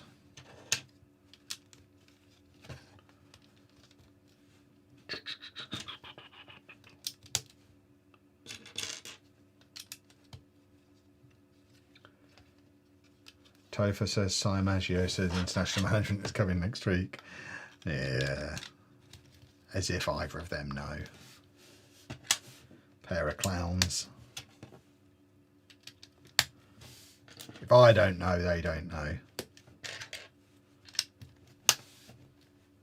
And if I genuinely thought it was coming next week, I'd be saving doing this for then. I'd be capitalising on it.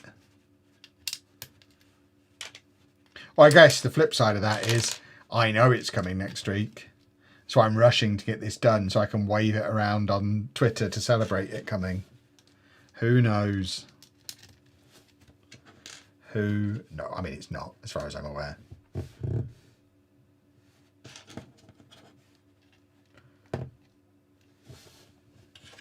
Not into football, but is it weird I still want the World Cup set? Nah, not at all. It is a cool set.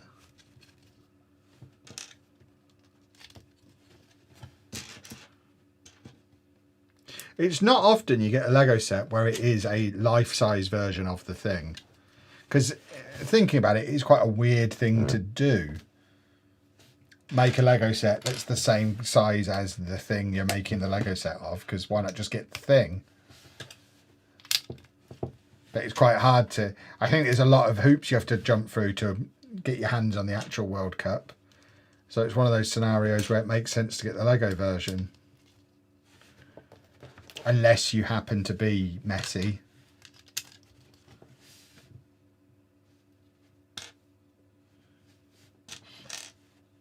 Like, I bet Lego fan David Beckham's had a lovely time building this. Closest he's ever been. I mean, that's not true. He's done loads of sponsorship work with FIFA, hasn't he? He's probably touched the real thing multiple times. If I was him, one of the negotiating points for the contract would be I get to take it home one night just to sleep with it in my bed with me, like I would if we'd have won it. Just one night, me and the World Cup together. That's what I plan on doing with this.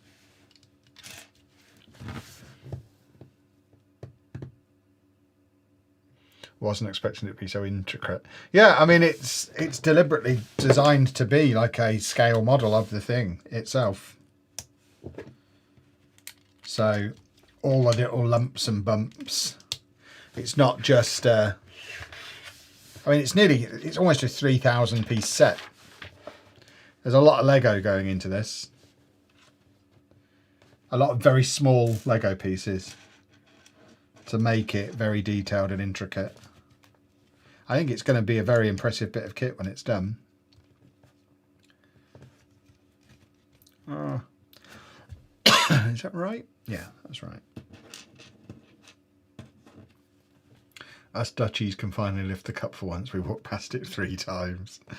I'm just looking forward to walking into the Lego stores in Scotland next week and telling them to put them away.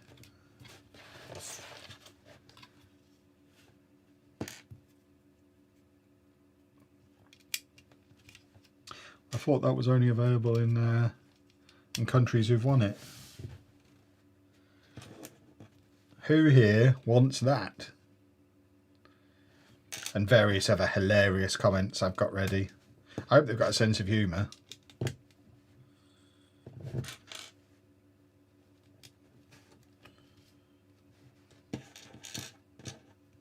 Anna's on the sofa for the World Cup. Anna has to be on the sofa at the moment anyway. She's sick. She doesn't dare risk getting me sick. She can't rock the gravy train. I don't, for the record, I don't make her sleep on the sofa. She insists when she's sick. For the reason of, it's quite expensive for me to be sick. Like if I have to have a week off making videos, that costs us quite a lot of money. Whereas Anna missing a stream, as long as the stream still happens, it's manageable.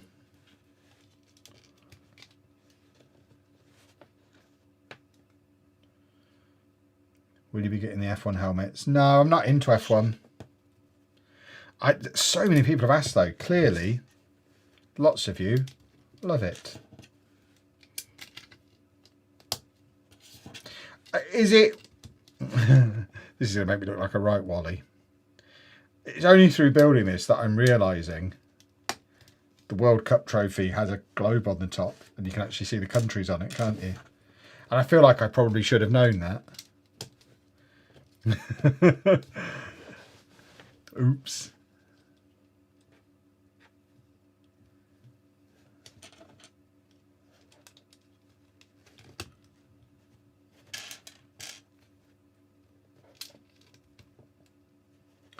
I'd love an equestrian horsey themed set. The best horse set at the moment is the galloping horses that came out at the start of the year. It's a fantastic set. It's up there. I can't get it down because it's got loads of other sets around it. But the horses gallop. It's great. Anna built it on stream a little while ago. But look it up. Galloping horses. It's great.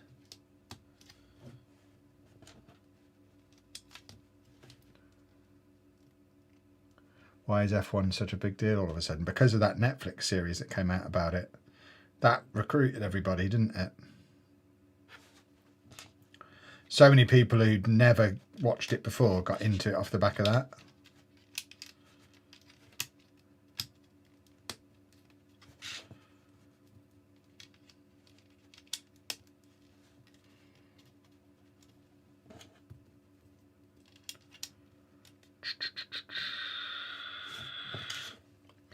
This is very intricate and complicated around this bit. I can't believe people were saying it's repetitive and boring. This bit's fascinating, seeing how all the different continents are coming together with the shiny bit. I really like this. It's very cleverly done. Makes me, like I say, makes me appreciate the real one. Maybe England should win it after all. We've not really been trying in my lifetime. Someone needs to make them aware of how cool the trophy itself is. I don't think they know.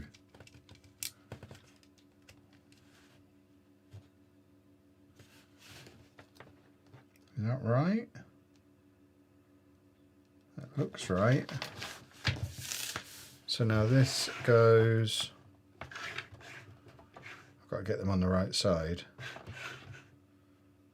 Goes on the same side as that. Okay.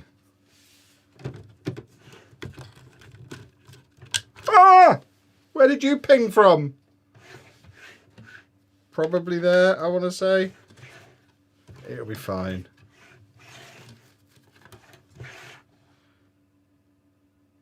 So is that Australia?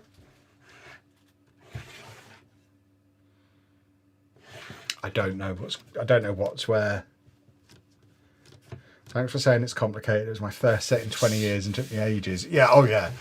Yeah, this is not, I would not recommend this as a first set for anyone. I mean, look at it. It's so heavy as well. It's got some, oh God, it's not secure yet. Don't bang it into the table, Kev. Right, I've got like 4 or 5 bags still to do. I've just seen the time. I think we are going to leave it there because I'm getting tired and starting to make mistakes, like knocking bits off there. So we'll leave it as that. I'll finish it off on Monday's stream. And then also on Monday, I will do the football, which I've also got down there as well. So we'll do the last 4 or 5 bags of this and then get the football done as well. And remember, there won't be a stream next Friday. So if you only watch the Friday streams, next Friday, we're going to be up in Scotland. So there'll be a stream on Monday. And then the next one after Monday will be the following Monday, if we make it back from Scotland in time. But thank you for watching, boys and girls. I need to go to bed, and I will see you. I'll see you on Monday.